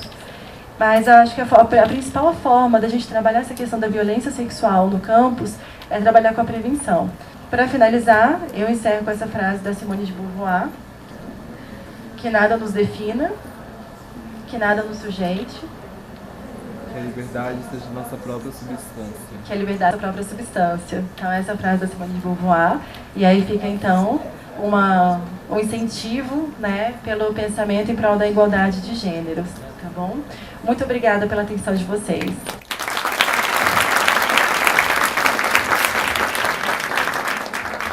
Bom, gente, bom dia de novo.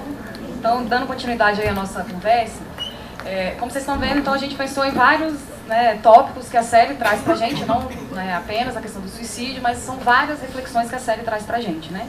E pra mim, obviamente, como trabalho na área escolar também, uma das coisas que mais me chamou a atenção aí na série foi um pouco da ineficiência da escola, né, para lidar com essa situação que ficou tão evidente em vários momentos da série. Então a gente achou interessante trazer isso para vocês aqui, para a gente discutir um pouco qual que seria o papel do psicólogo escolar, o que a gente, enquanto profissional que trabalha em instituições de ensino, o que a gente pode fazer para identificar, né, que a pessoa tem uma ideação suicida, como é que a gente pode fazer para prevenir que esses atos aconteçam, né? Lembrando que a gente também está numa instituição, quando a gente fala de psicologia escolar, a gente não está falando só daquela escola de educação básica, né? A gente não está falando só dos pequenininhos, a gente está falando da gente também, né? A gente aqui na universidade também está numa instituição de ensino, então a gente precisa desenvolver essas estratégias de prevenção. Então, basicamente, eu trouxe para vocês aqui o que a gente vai explorar bastante, que eu vou explorar bastante na minha fala, esse manual de prevenção ao suicídio da OMS. É um documento do ano 2000, é um pouco antigo, mas que ainda está bem atual, né? E a OMS ela traz uma série de documentos que dão orientação para os profissionais de como trabalhar com esse tema, né? Então a gente tem documentos voltados para a mídia, né? De como divulgar os episódios de suicídio quando eles ocorrem e tal. E esse é um documento que a gente conhece pouco, que ele é voltado para professores e educadores. Eu quis trazer para vocês aqui para a gente discutir um pouco esse documento. Bom, então o que esse documento vai entender é que a escola deve ser um espaço para prevenção do suicídio, né? Então, como a maioria dos adolescentes, dos jovens, né, que estão aí nessa população de risco, como disse a professora Valéria, como esses adolescentes eles frequentam o espaço escolar, então esse espaço deve ser um local muito apropriado para a gente fazer atividades de prevenção, tá? Como é esse momento que a gente está fazendo agora. Quem de vocês aqui se lembra, em algum momento da vida acadêmica de vocês, de ter passado, de ter ouvido uma palestra, ter tido alguma conversa que tenha remetido vocês a ser uma atividade de prevenção ao suicídio, por exemplo, no ambiente escolar? Vocês lembram? Alguém fez alguma atividade de prevenção ao suicídio no ambiente escolar com vocês? Então, veja, né? Apesar de ser um documento antigo, de 2000, a gente está em 2017, né? E nenhum de vocês aqui, na palestra de segunda-feira também foi exatamente igual. A gente tem visto que as escolas não têm trabalhado ações de prevenção ao suicídio, apesar de ser um tema que é comum entre essa clientela, né, que é esse público adolescente. Então a gente tem que entender sim a escola como esse espaço de prevenção, que deve incluir vários atores. Tá? Então quando a gente fala de promover atividades de prevenção, a gente tem que envolver vários atores que estão nesse ambiente de educação. Então tanto os gestores, né, os diretores, os administradores, então... Por exemplo, aqui quando a gente propôs uma atividade como essa para vocês, né, a gente tem que ter o apoio dos nossos gestores, por exemplo, né, da reitora, da pró-reitora, porque se a gente não tem esse apoio, a gente não consegue desenvolver esse tipo de atividade.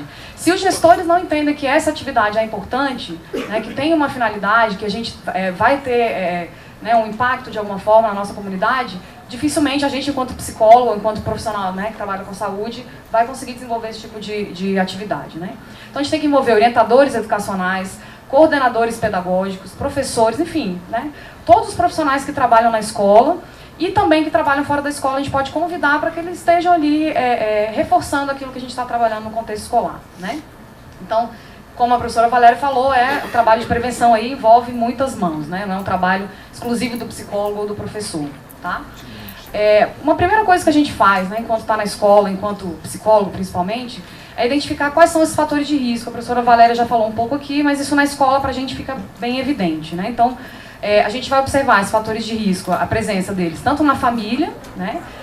E aí a OMS traz alguns fatores que podem, né, que estão relacionados aí, né, com a questão da incidência do suicídio, que é, por exemplo, a existência de problemas socioeconômicos na família, né? Então, desemprego, imigração, né, como a Valéria falou, que lá na série a gente vê que é bem isso que acontece, né? Então, aparentemente ali a família da Hannah, né, eles nem têm tantos conflitos de comunicação, a gente não vê como uma família, né, agressiva, que a trata, né, de maneira bruta, enfim. Mas a gente vê que aquela família naquele momento está passando por uma situação de uma dificuldade socioeconômica ali, né? E isso pode impactar, obviamente, né, na família e no adolescente, talvez de maneira mais forte.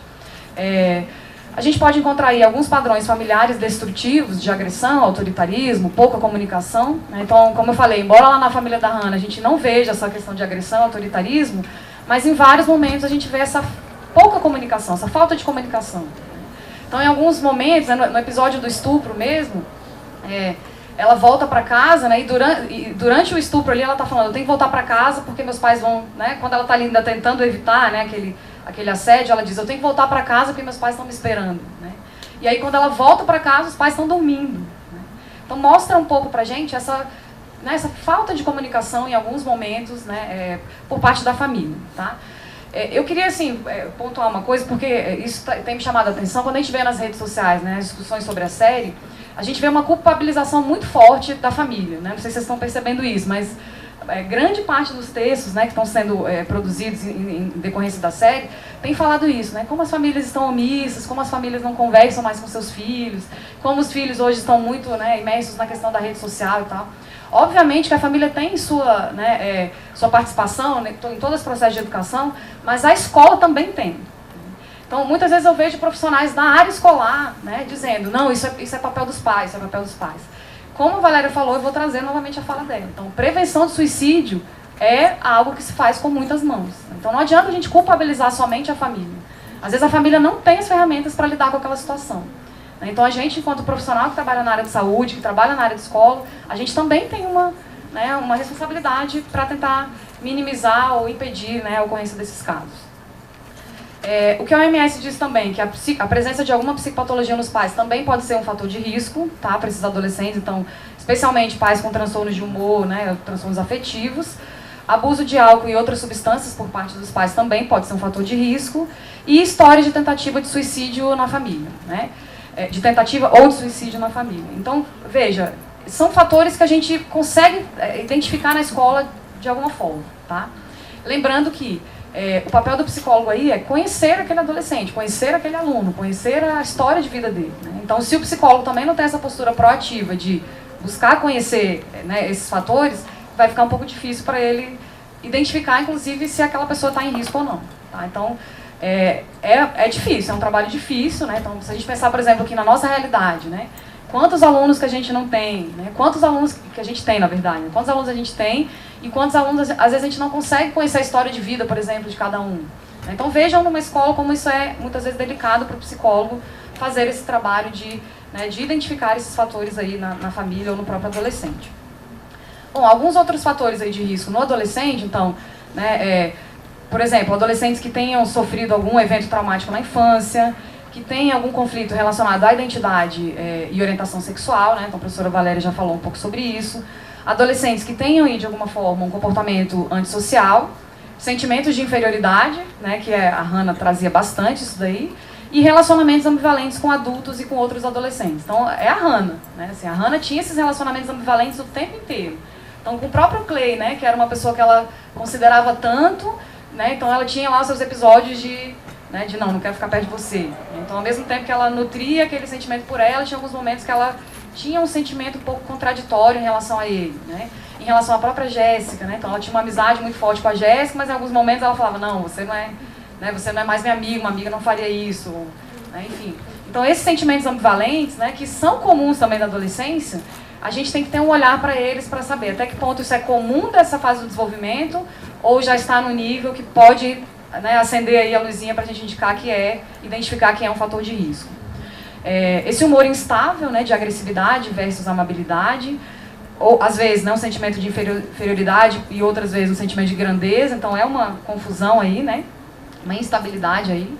Impulsividade, irritabilidade, inflexibilidade, então são padrões rígidos de enfrentamento, uma dificuldade para resolver os conflitos e uma baixa tolerância à frustração, né? Então a gente vê algumas dessas características na Hannah também, né? Então, à medida que eu ia vendo a série, né, que você já tem um documento como esse, tá, né, eu enquanto psicólogo que trabalho no contexto escolar, eu ficava pensando, olha quantos sinais ela demonstrou e ninguém percebeu isso, né? Estava ali tão evidente e ninguém percebeu isso, né? Ou ninguém quis perceber, não sei.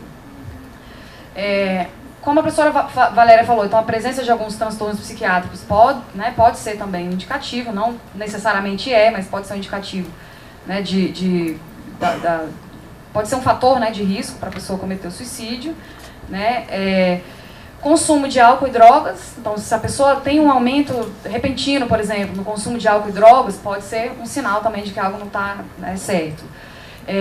Se a pessoa já tentou anteriormente cometeu suicídio, tá? Então isso aí, todos os documentos que a gente lê, eles falam isso. Então a pessoa que tenta o suicídio, ela dá sinais antes, em geral, né? Não é algo que ela faz e é a primeira vez que ela faz. Ela vai dar sinais, provavelmente ela já tentou antes. Então, se a gente não conhece a história do nosso aluno, como é que eu vou saber se ele já tentou ou não? Então, é um desafio. Para a gente que trabalha no contexto escolar, é um desafio, né? Que a gente atende muitas crianças, muitos adolescentes, muitos alunos. Então, realmente, é um desafio para a gente conseguir atender isso aí, né? E a presença que aí lá no caso da série não fica claro se ela já tinha tentado, né, o suicídio, não. Fica claro assim que em alguns momentos ela tinha passado por algumas situações anteriores à série que não tinham dado certo e por isso ela tinha se mudado de bairro, de cidade, não sei muito bem, né? Então alguma coisa anterior aí já tinha acontecido. E eu coloquei em vermelho aí a questão da presença de eventos de vida negativos, né? Que é o que acontece com a Hannah o tempo inteiro. Então, tudo que começa a acontecer na vida dela ali durante a série, né, ao longo das 13 fitas, são eventos que ela vai percebendo como negativos. E aí, o que é importante pra gente que trabalha, né, na prevenção? Que a gente não deve nunca, em hipótese alguma, subestimar o que os adolescentes estão entendendo como evento negativo. Então, às vezes, para quem é mais velho, já passou por aquela situação, né, a pessoa fala, poxa, mas você brigar com a sua melhor amiga é algo que talvez amanhã vocês vão se resolver, né? Ou você terminar um namoro, que é algo tão, né, corriqueiro, amanhã você, né, vai passar, amanhã você está bem e tal. Então, todas as orientações, né, da OMS e da literatura indicam isso. A gente tem que tomar cuidado para não subestimar aquilo que o adolescente, né, tá entendendo como algo negativo, e não só o adolescente, acho que qualquer pessoa, né? A gente nunca deve subestimar o que ele está entendendo como evento negativo. Porque aquele evento negativo, que às vezes para você é algo simples, é algo que vai passar, isso acontece com todo mundo, para ele pode ser algo extremamente doloroso, que ele não está conseguindo lidar com aquilo naquele momento, a ponto dele ter que cometer um ato tão trágico como esse. Tá? Então, acho que essa é a mensagem mais importante. Não subestimar aquilo que o outro está sentindo. Então, o que a gente pode fazer para identificar esses riscos? A gente, enquanto psicólogo escolar, né? Agora eu estou falando enquanto psicólogo escolar. Inicialmente, a gente fazer uma boa entrevista de anamnese. Né? Então, toda vez que a gente recebe um aluno, é indicado que a gente faça essa avaliação, né? De quem é esse aluno, de onde ele vem, qual é o histórico. Né? Existe algum episódio na vida dele que é importante para a escola, né, tá conhecendo, para que a gente consiga fazer uma prevenção mais eficiente. Né? Fiz questão de trazer isso aqui porque a gente vê que, infelizmente, hoje, no contexto escolar, muitos psicólogos não trabalham com isso. Né? Então, o aluno recebe ali e o psicólogo fica naquela postura de estou na escola para identificar problemas de aprendizagem das crianças, dos adolescentes. E o nosso papel extrapola muito, e muito isso aí. Né? Então, se a gente não faz se a gente não utiliza esse tipo de instrumento, né, vai ficar difícil para a gente conhecer a história de vida daquele estudante. Estudante, funcionário, professor, enfim, porque a gente também trabalha com essa população, né? Observar o comportamento. Então, eu fiquei pensando, né, se aquele conselheiro lá, se ele tivesse adotado essa postura de ir para o pátio da escola, de ir para o refeitório, de observar o comportamento, talvez ele entendesse melhor o que a Hannah estava passando. Talvez naquele momento que ele atendeu, né, no último episódio lá, na última fita, para quem não viu, desculpa o spoiler, mas a gente vai dar alguns spoilers aqui, não tem jeito. Se ele tivesse feito essa observação de comportamento, né, na escola, no dia a dia, talvez ele tivesse acolhido a Hannah de uma forma diferente. Né? Ele não sabia muito bem. E tem outra coisa, assim, o conselheiro ali, ele adotava uma postura de disciplinador. Né? Quer dizer, eu aqui sou a pessoa que separa a briga, eu aqui sou a pessoa que... Né? Então, como é que você, enquanto aluno, você vai procurar uma pessoa para, né, para desabafar, para falar de uma questão que está te incomodando, para uma pessoa que está ali para disciplinar? Né? Então, isso dentro da escola tem que estar muito bem separado. Quem que é o profissional que faz esse trabalho da disciplina, né, do que é correto, o que não é, e quem que é o profissional que está ali para acolher, para, né, ouvir a pessoa quando ela tem algo para dizer. Então, a professora Patrícia está me lembrando aqui da cena do banheiro, né, que a mãe dela chega na escola e o banheiro lá cheio de frases, né, que denotam a questão do assédio, e a escola nem sabia daquilo. Né? Quer dizer, então realmente pintaram por cima, né, então pintaram lá o muro, resolvemos o problema. Né? Enfim, então realmente a escola tem um papel muito importante nisso, né, na prevenção e de não fechar seus olhos para que nada, né, fingir que nada está acontecendo. Então, assim, a gente observa o comportamento, tanto acadêmico quanto social, desses adolescentes, né, dos estudantes. Então, se a pessoa começou a faltar demais, teve um declínio no rendimento, começou a demonstrar uma falta de interesse pelas atividades escolares, isso pode ser um indicador de que algo não está certo, né? E também os indicadores sociais aí, que eu acho que na série ficam mais evidentes, né? Então, esse isolamento que ela começa, né, a ter, consumo excessivo de cigarro, álcool e drogas, e incidentes envolvendo a polícia. Então, no caso da Hannah, um isolamento bem claro, né? Ela começa a evitar aquelas pessoas que, de alguma forma, trouxeram um sofrimento para ela. A gente pode fazer também entrevistas, né, enquanto psicólogo. Então, vamos aqui me colocando no lugar do conselheiro lá, né? Eu poderia ter feito entrevistas com a Hannah, com a própria Hannah, para saber como ela estava, com os próprios professores, né? Então, naquele episódio em que vaza, né, que um dos personagens divulga uma poesia que ela fez, né? E que só que ela não divulga que era ela. Então, né, ela sabe que era ela, mas a maioria das pessoas não sabia, né? E o professor recebeu aquilo, que, né, tinha ali uma série de conflitos que ela estava vivenciando e nada foi feito. Né? E ficou por isso mesmo. Quer dizer, olha, eu estou vendo que alguém está trazendo esse sentimento, mas é isso, né? É assim, fica por isso mesmo. Então, se a gente tivesse feito entrevistas com os professores, conversa com os próprios estudantes, com a própria família, né, a gente talvez poderia ter entendido um pouco mais essa situação dessa personagem no caso. Né? Então, veja, eu estou falando a gente porque eu já estou me colocando no lugar dele lá, né? Assim, como se fosse eu ali, né? Então veja quantas coisas poderiam ter sido feitas para evitar o suicídio dela lá no final. E também, obviamente, a testagem psicológica. A gente pode usar instrumentos psicológicos para identificar se a pessoa tem ideação suicida ou não. A gente, enquanto psicólogo, tem vários instrumentos para investigar isso aí, né? Como é que a gente pode fazer, então, para minimizar, né? Então, beleza, estamos falando até agora, né, dos fatores de risco, o que o psicólogo pode fazer, né, no contexto escolar. Então, a gente pode fazer também algumas ações no contexto da comunidade. Então, abordar sempre a temática, né, com um olhar positivo de saúde mental, que é o que a gente está fazendo aqui. Né? Então, como a gente pode ajudar, quais são os fatores de risco, né? Treinar professores e funcionários. Muitas vezes os professores não estão preparados, né? Então, ai meu Deus, meu aluno chegou dizendo que a vida dele não faz sentido, o que eu faço? Então, se ele não está preparado para aquilo, ele vai ter dificuldade também de fazer a intervenção. Né? E também, a gente, enquanto psicólogo, tem essa responsabilidade de fortificar a saúde mental desses funcionários também, desses professores também. Porque se eles não estão bem, como é que eles vão receber o outro? Né? A gente aqui falou muito do conselheiro, né? E aí na semana passada um aluno veio, né, conversar comigo e falou: Ingrid, mas você não acha que o conselheiro também precisava ser trabalhado de alguma forma? Né? Ele ali era um representante, né, da comunidade negra, que lá nos Estados Unidos tem essa diferença bem forte entre o negro e o branco, né? O mais desfavorecido socialmente, talvez, e que estava ali se deparando com aquela cultura, né? Enfim, que a professora Roberta falou aqui e tal. Então, talvez, será que ele também não era um profissional que precisava ser trabalhado, precisaria ser trabalhado? Até para que ele conseguisse lidar e acolher esse tipo de demanda ali na escola, né? Então, veja quantas coisas a gente pode fazer aí para minimizar esses riscos.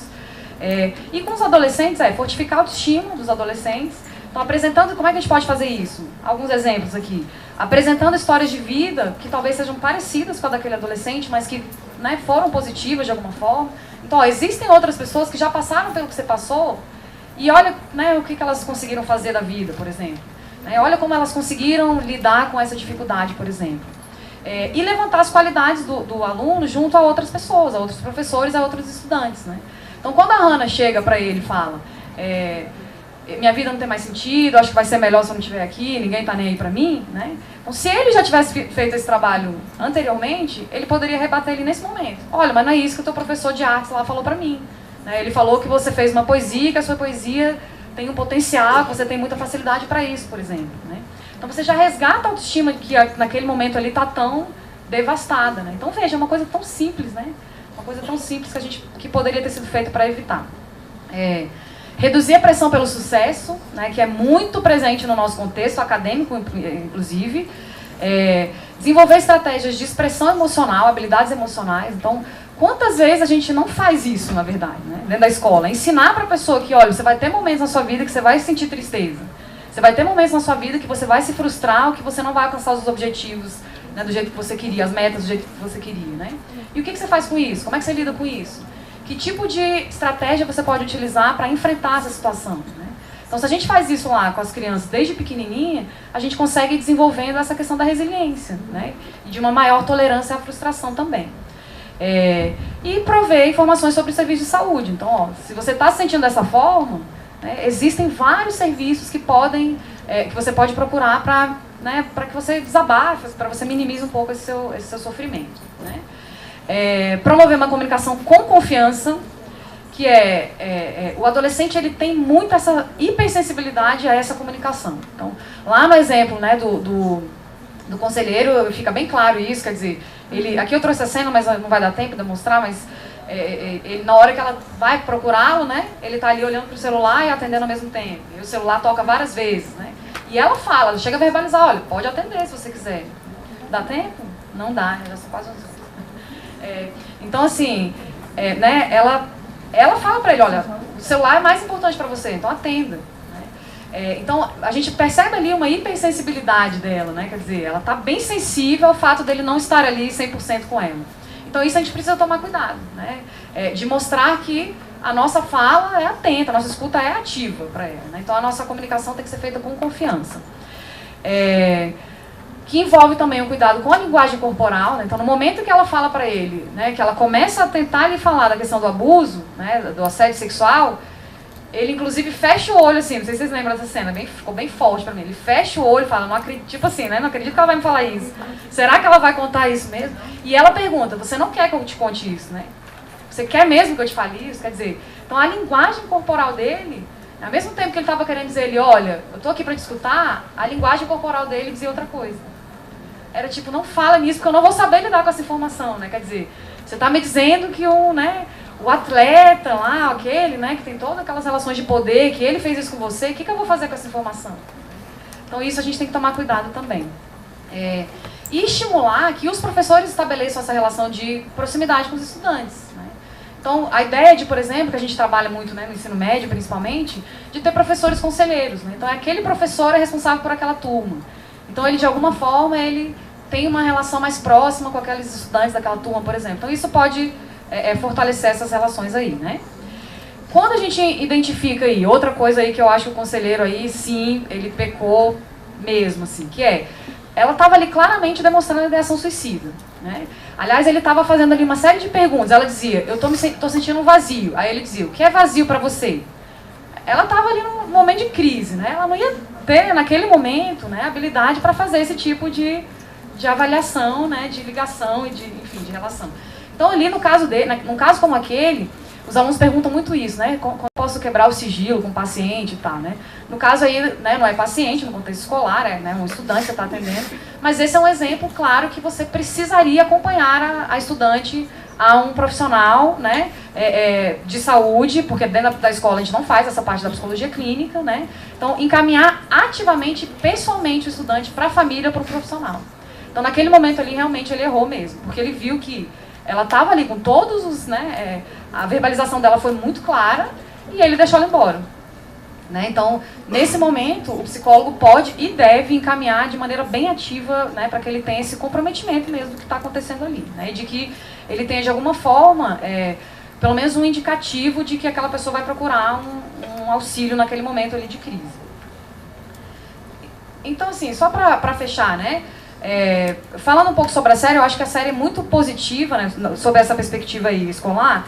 Ela traz muito bem esses fatores de risco, ela evidencia muito isso pra gente, o que a Hannah traz a todo momento. Então, acho que chama a atenção da população, né? Se você tem um adolescente que está vivendo, né, uma situação como essa, se você conhece alguém, tem um amigo, alguém da tua família, enfim, que está vivenciando um problema como esse, né, fique atento, porque isso é um fator de risco, né?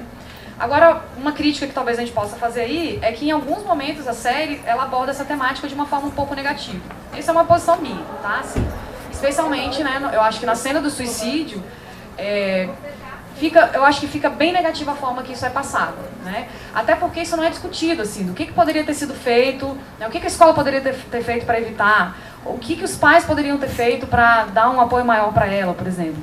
Então, a meu ver, isso é bem pessoal mesmo, eu acho que a cena do suicídio, né, e aí a gente tem toda uma outra orientação também da OMS, né, que não é esse documento que eu trouxe, é outro, que diz que a gente tem que tomar cuidado, inclusive, como a gente divulga esse tipo de episódio. Né? Então, acho que, a meu ver, ela foi um pouco negativa.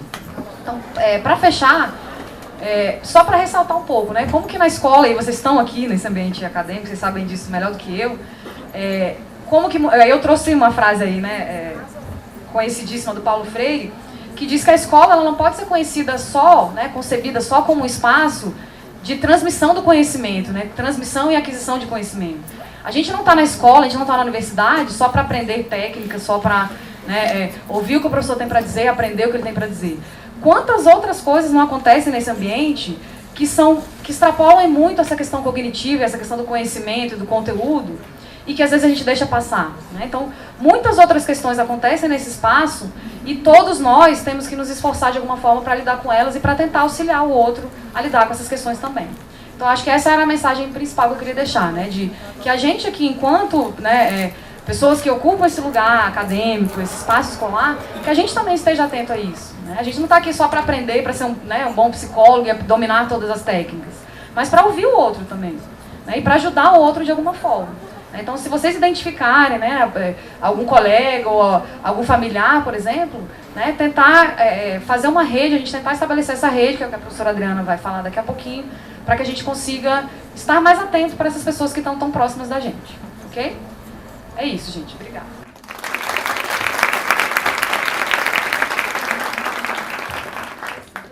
Bom dia. Eu vou falar um pouquinho sobre rede. E eu acho que o seriado ele é muito bom para mostrar isso, mostrar que a gente consegue ver isso na vida da Hannah. E acaba que isso perpassa também a nossa vida. Dentro da psicologia, acho que tem alguém que não é da psicologia aqui? Uma pessoa, 2, 3, 5, 6, ok, 7, ok, algumas pessoas. Dentro da psicologia, a gente ouve muito falar sobre rede. Rede, quando você chega no estágio, talvez uma das primeiras coisas que um supervisor vai perguntar é: o seu cliente tem rede de apoio? Então é uma coisa comum e que a gente ouve falar muito, mas às vezes a gente não consegue entender e destrinchar efetivamente do que a gente está falando. Vou te dar um exemplo muito simples disso. Já se viu em algum momento da sua vida que você se sentiu completamente sozinho? De olhar para o lado e falar: parece que não tem ninguém por aqui. Eventualmente isso pode realmente acontecer, mas em alguns momentos a gente não consegue enxergar a nossa rede de relações, que é o que acontece no seriado. Quando a gente fala de rede, deixa eu ver se está funcionando aqui. Okay.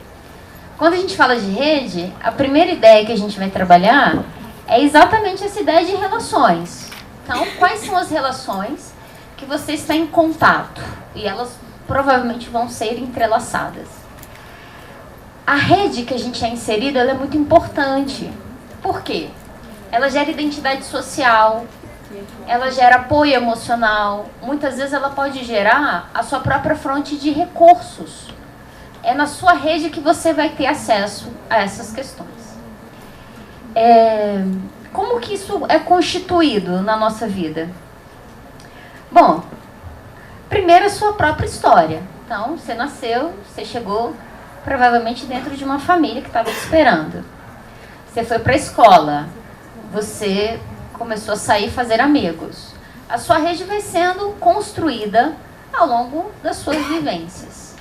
Os acontecimentos que aconteceram ao longo da sua vida também vão constituindo essa rede. Como assim? Talvez você tenha se mudado de cidade. Isso aqui é muito comum.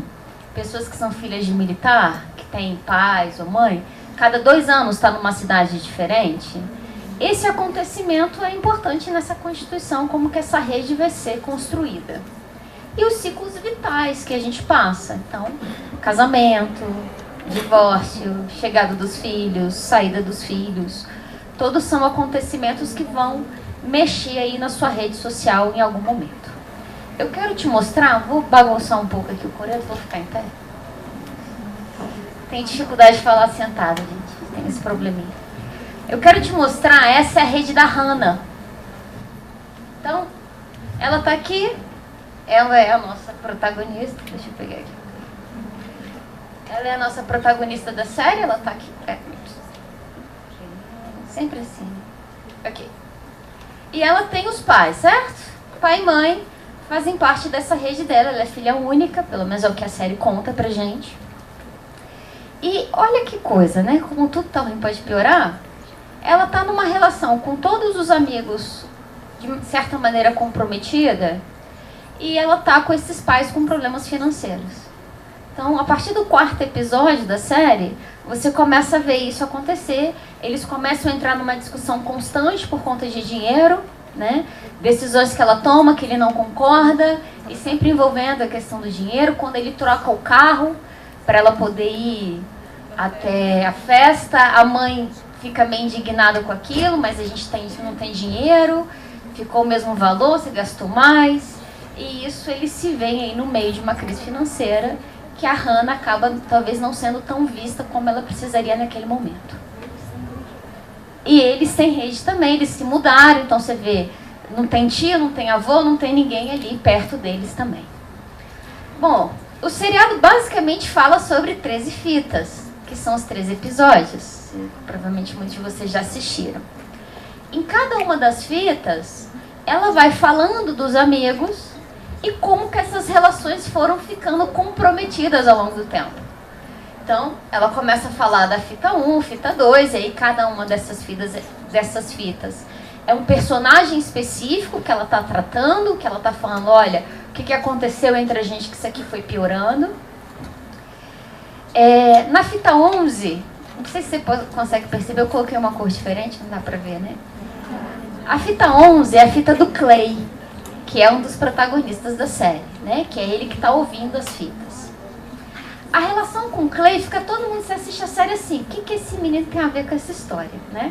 Porque ele é o bonzinho da história, né? A série vai dando essa sensação e você fala, o que ele fez, meu Deus? O que ele aprontou? Porque todo mundo, cada fita pior, essa é a verdade, tá? Eu brinco que até o sexto tá tranquilo. Do sexto pro 13 a desgraça aumenta em velocidade máxima. A relação dele com a Hannah não é uma relação, na verdade, de conflito, mas é uma relação que ao longo do tempo vai sendo desgastada. Então, ele também está no meio da adolescência, ele também está no meio das suas próprias questões. Tem uma cena que ela vai procurar ele para conversar quando o amigo dele falece e ela está envolvida, de certa forma, no acidente de carro. E ele fala para ela, chega de mimimi, eu não aguento mais você chorando, tudo é em relação a você, porque ele está sofrendo, porque ele acabou de perder um amigo. Então ele também está no meio das próprias questões pessoais dele e ele não consegue ser aí o suporte que ela precisa. E o Tony? O Tony é o X da questão para ela, né? Tem uma cena que ela está praticamente desenhando isso e ela não tem certeza ainda quem é o Tony para ela. Então o Tony poderia ser uma boa fonte de apoio, o que ele acaba se tornando para o Clay, né, posteriormente, mas para ela não. Então ele é uma incógnita. Essa é a rede dela. Quando você olha para aqui, você fala, essa menina está sozinha. A fita 13 é a fita do conselheiro, que é a rede que ela vai tentar pedir suporte. Esses dias eu brinquei não, né? Falei sério com os meus alunos de supervisão, de psicoterapia, e eu falei assim, se você não quiser assistir a série, assista só o 13º episódio para você aprender o que não é um atendimento. Porque aquilo ali é o que não fazer no atendimento, você assiste, você vai aprender. Então essa busca dela também acabou sendo uma busca comprometida. Okay? Então, a gente olha e você fala, essa menina está numa situação de risco, tanto que ela se suicida no final da série. Na verdade, ela já começa morta, né? Cadê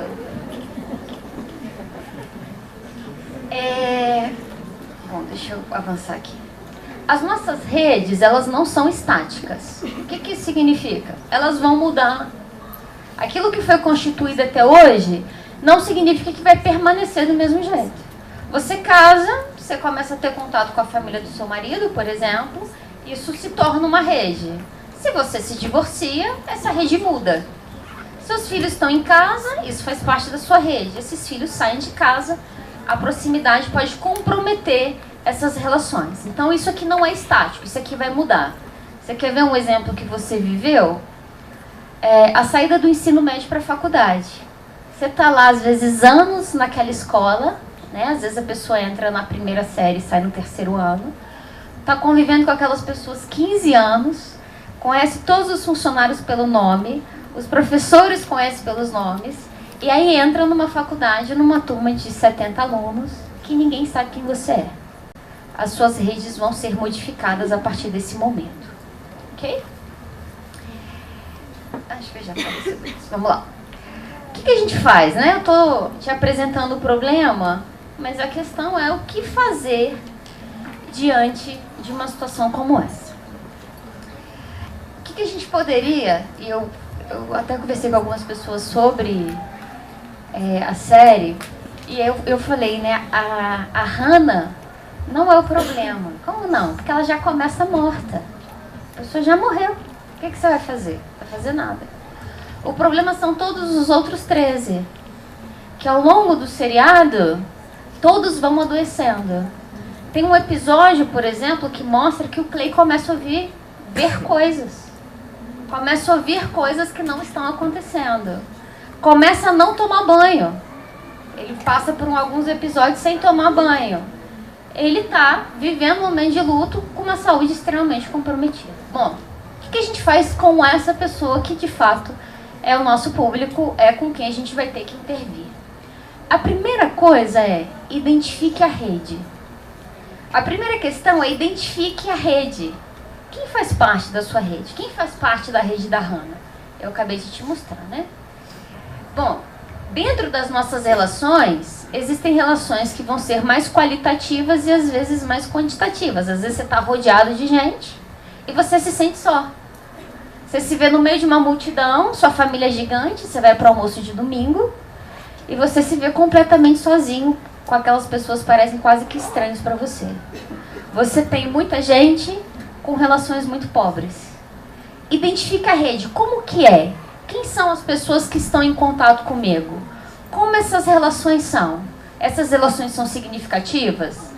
Essas relações me dão suporte? Dentro dessa rede, quem pode me dar suporte? Se a Hannah tivesse feito isso, claro que a gente está falando de uma ficção, ela tentou acessar a rede e ela fez um acesso correto, que foi o quê? Ela procurou o conselheiro da escola. Então, a princípio, ela procura alguém que poderia dar suporte para o que ela está passando. E esse alguém não consegue. Catástrofe, fita 13 acontece. Mas tinha mais gente na rede dela que ela não procurou. Por exemplo, os pais. Então, esses pais estão passando por problema, mas possivelmente, se ela tivesse acionado eles, porque eles já... O que acontece? Ao longo da série, você vê uma demonstração de cuidado. A própria troca do carro para ela ir para o baile. A conversa dessa mãe com a Hannah durante o dia dos namorados. Como que você é importante, leva chocolate e tudo mais. Se ela tivesse... Eles haviam se mudado por conta de problemas dela na escola anterior. Provavelmente, se ela tivesse conseguido acionar a família, ela teria tido o suporte que ela precisou. Às vezes a gente aciona pessoas erradas na nossa rede. E às vezes a gente faz isso porque a gente não conhece a nossa rede. Vou te dar um exemplo muito simples disso. Eu dou supervisão aqui em psicologia clínica. Tem um grupo de supervisão.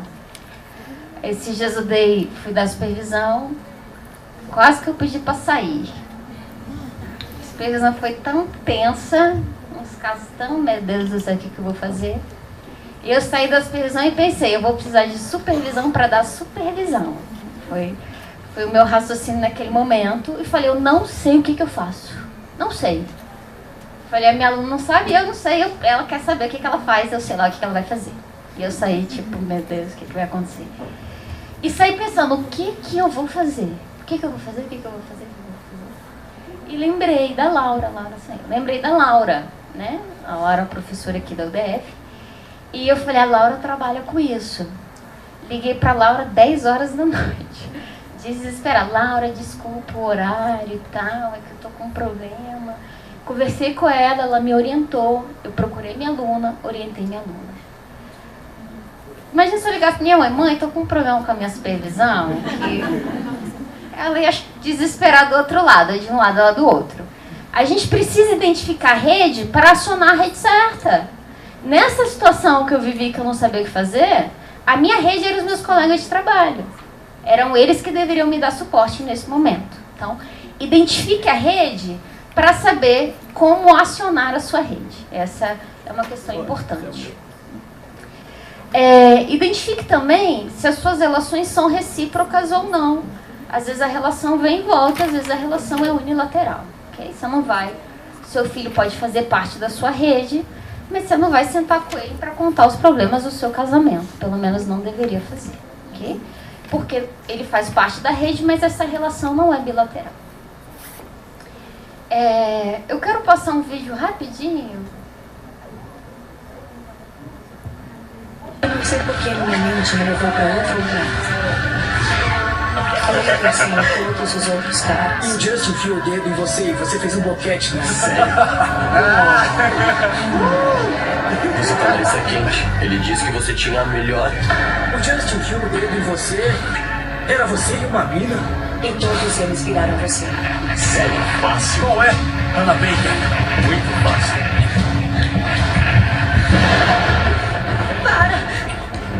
Foi mal. Não, só para, tá bom? Eu te machuquei? Não! O que foi? O que houve, Hannah? Eu achei que tava tudo bem. Hannah, desculpa. Só me deixa sozinha. Me deixa sozinha, Clay. É melhor sair daqui. Parte de mim dizia, Por favor, não vai. Parte de mim nunca mais queria ver você de novo. Você tá bem? Não quero que fique aqui, sai! Hannah. Sai daqui agora! E você saiu pela porta. Como eu te disse pra fazer. Por que tinha que sair? Foi a pior coisa, eu sei. Essa cena, pra mim, eu acho que de todo o seriado, é uma das que mais me chama a atenção. Isso acontece no episódio 11, que é a fita do Clay. Então, aqui ela vai contar pra ele o que ele fez. E o que ele fez foi sair. O que significa, basicamente, né? Uma vez que você identifica a sua rede, muitas vezes você vai precisar fortalecê-la.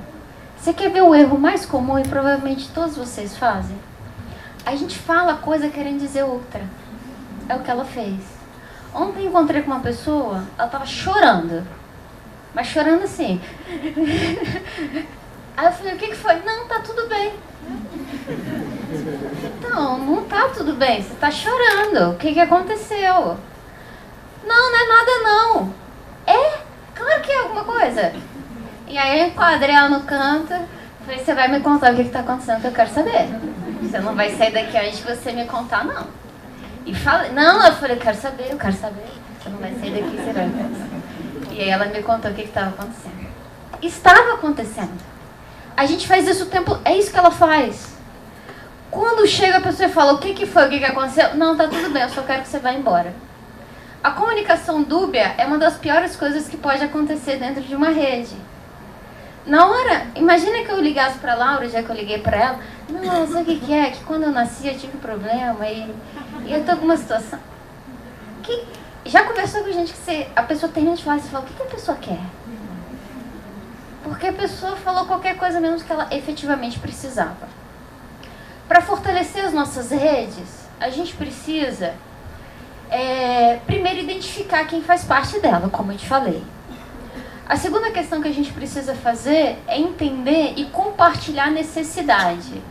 As pessoas não têm obrigação de saber o que acontece com você. Mas ninguém aqui é adivinho. A gente não tem superpoderes, ok? Ninguém aqui é super-herói para saber o que você, para imaginar o que você pensa. Às vezes a sua família não sabe. A gente precisa aprender a compartilhar. A gente precisa aprender a falar. Está acontecendo isso, não estou conseguindo lidar, não sei o que fazer, estou com um caso que eu não sei como conduzir. A gente precisa aprender a falar de maneira correta se a gente quiser fortalecer a nossa rede. Além de... Eu trouxe essa imagem, porque para mim ela é uma imagem talvez mais atual do que a gente está vivendo, que é o tal do WhatsApp. Quantas vezes você mandou uma carinha rindo e você estava chorando? Você manda a coisa mais terrível do mundo e coloca uma pessoa rindo para amenizar a conversa. Né? Aquela amenizada no problema, mas o problema está lá e você está se comunicando de maneira inadequada. Além disso, a rede e fortalecer isso vai gerar um sentimento de pertencimento. Nós somos seres sociais, nós precisamos pertencer. Okay? Quando a gente não sente, isso vai gerar muitas vezes esse sentimento de vazio. Você não pertence a nada. Que possível, amplie a sua rede. Eu vou finalizar, que a minha fala já passou do tempo, e eu quero, só para você visualizar, eu desenhei rapidamente a minha rede, eu queria te mostrar ela. Faça isso se você tiver um tempo em casa. Para um pouquinho e vai desenhar quem é a sua rede, para identificar se a sua rede é uma rede de apoio e quem está nela. Então, estou eu aqui. Né? Quando eu já cheguei num contexto com 2 irmãos. Eu fui criada pelos meus pais e eu já tinha uma irmã e um irmão mais velhos. Meu pai se separou e entrou mais 3 pessoas na minha rede, que é a minha madrasta e mais 2 irmãos. Uma irmã e um irmão mais novo. Minha irmã casou e meu irmão também. Então entraram mais 2 pessoas e eu tenho 2 sobrinhas. Como você pode observar, eu tenho uma família grande. Né? Então, só a gente já faz a festa quando a gente precisa. Isso faz parte da minha rede, só que eles não moram em Brasília. Então eles fazem parte da minha rede, mas eu não tenho muita proximidade como eu gostaria. Isso pode comprometer a minha rede. Foi o que aconteceu quando eu me mudei para Brasília para fazer faculdade. Então, quando eu vim fazer faculdade, eu perdi a proximidade com essa rede principal que eu tinha. Bom, eu tenho amigos em Vitória, que é o lugar, e até hoje eu mantenho contato com eles. Eu frequento uma igreja e tenho amigos também dentro desse contexto. Eu trabalho, então eu tenho uma rede dentro do meu trabalho. Além dos meus colegas de trabalho, eu tenho amigos no meu trabalho, pessoas que eu saio, pessoas que eu converso, outras coisas, além de trabalho. Eu tenho amigos até hoje da faculdade que eu fiz. Então a gente mantém contato até hoje. Eu tenho amigos da UNB, onde eu fiz minhas pós-graduações, e eu tenho amigos em Brasília, que estão fora desse contexto. Basicamente, essa é a minha rede. E, atualmente, eu também estou fazendo psicoterapia, que também constitui a minha rede de apoio. Quando parte da minha rede fica comprometida, vamos imaginar que eu comece a ter problemas na igreja ou no trabalho, se eu tenho uma boa rede de apoio, normalmente isso não vai te desestabilizar se você não tivesse ninguém. Se eu estivesse fazendo isso com um cliente, eu iria especificar ainda mais. Por exemplo, tá bom, amigos da faculdade, quais são o nome dessas pessoas? Qual é o vínculo? Essa relação é forte? Essa relação é fraca? Essa relação está desgastada? Para identificar todas as especificidades dessa rede. Isso aqui parece... É simples, na verdade, é um desenho simples, mas é uma excelente alternativa de intervenção. Como a própria professora Valéria e a Ingrid falaram, uma boa rede de apoio evita algumas catástrofes. Então, você saber que você não está sozinho e você saber que você tem pessoas para recorrer, isso faz muita diferença na sua vida. Para eu concluir, eu trouxe um negócio que eu achei bem interessante, que vai um pouco contra o que a gente normalmente fala. Normalmente a gente fala assim, não faça com o outro o que não gostariam que fizesse com você. Essa leitura não está completamente adequada, porque, na verdade, eu não deveria fazer com o outro o que ele não gostaria que eu fizesse com ele. A gente não deve tratar as pessoas como se fossem nós, porque elas não são. Então, isso é importante quando a gente está falando de rede de apoio, certo? Então, é isso aí.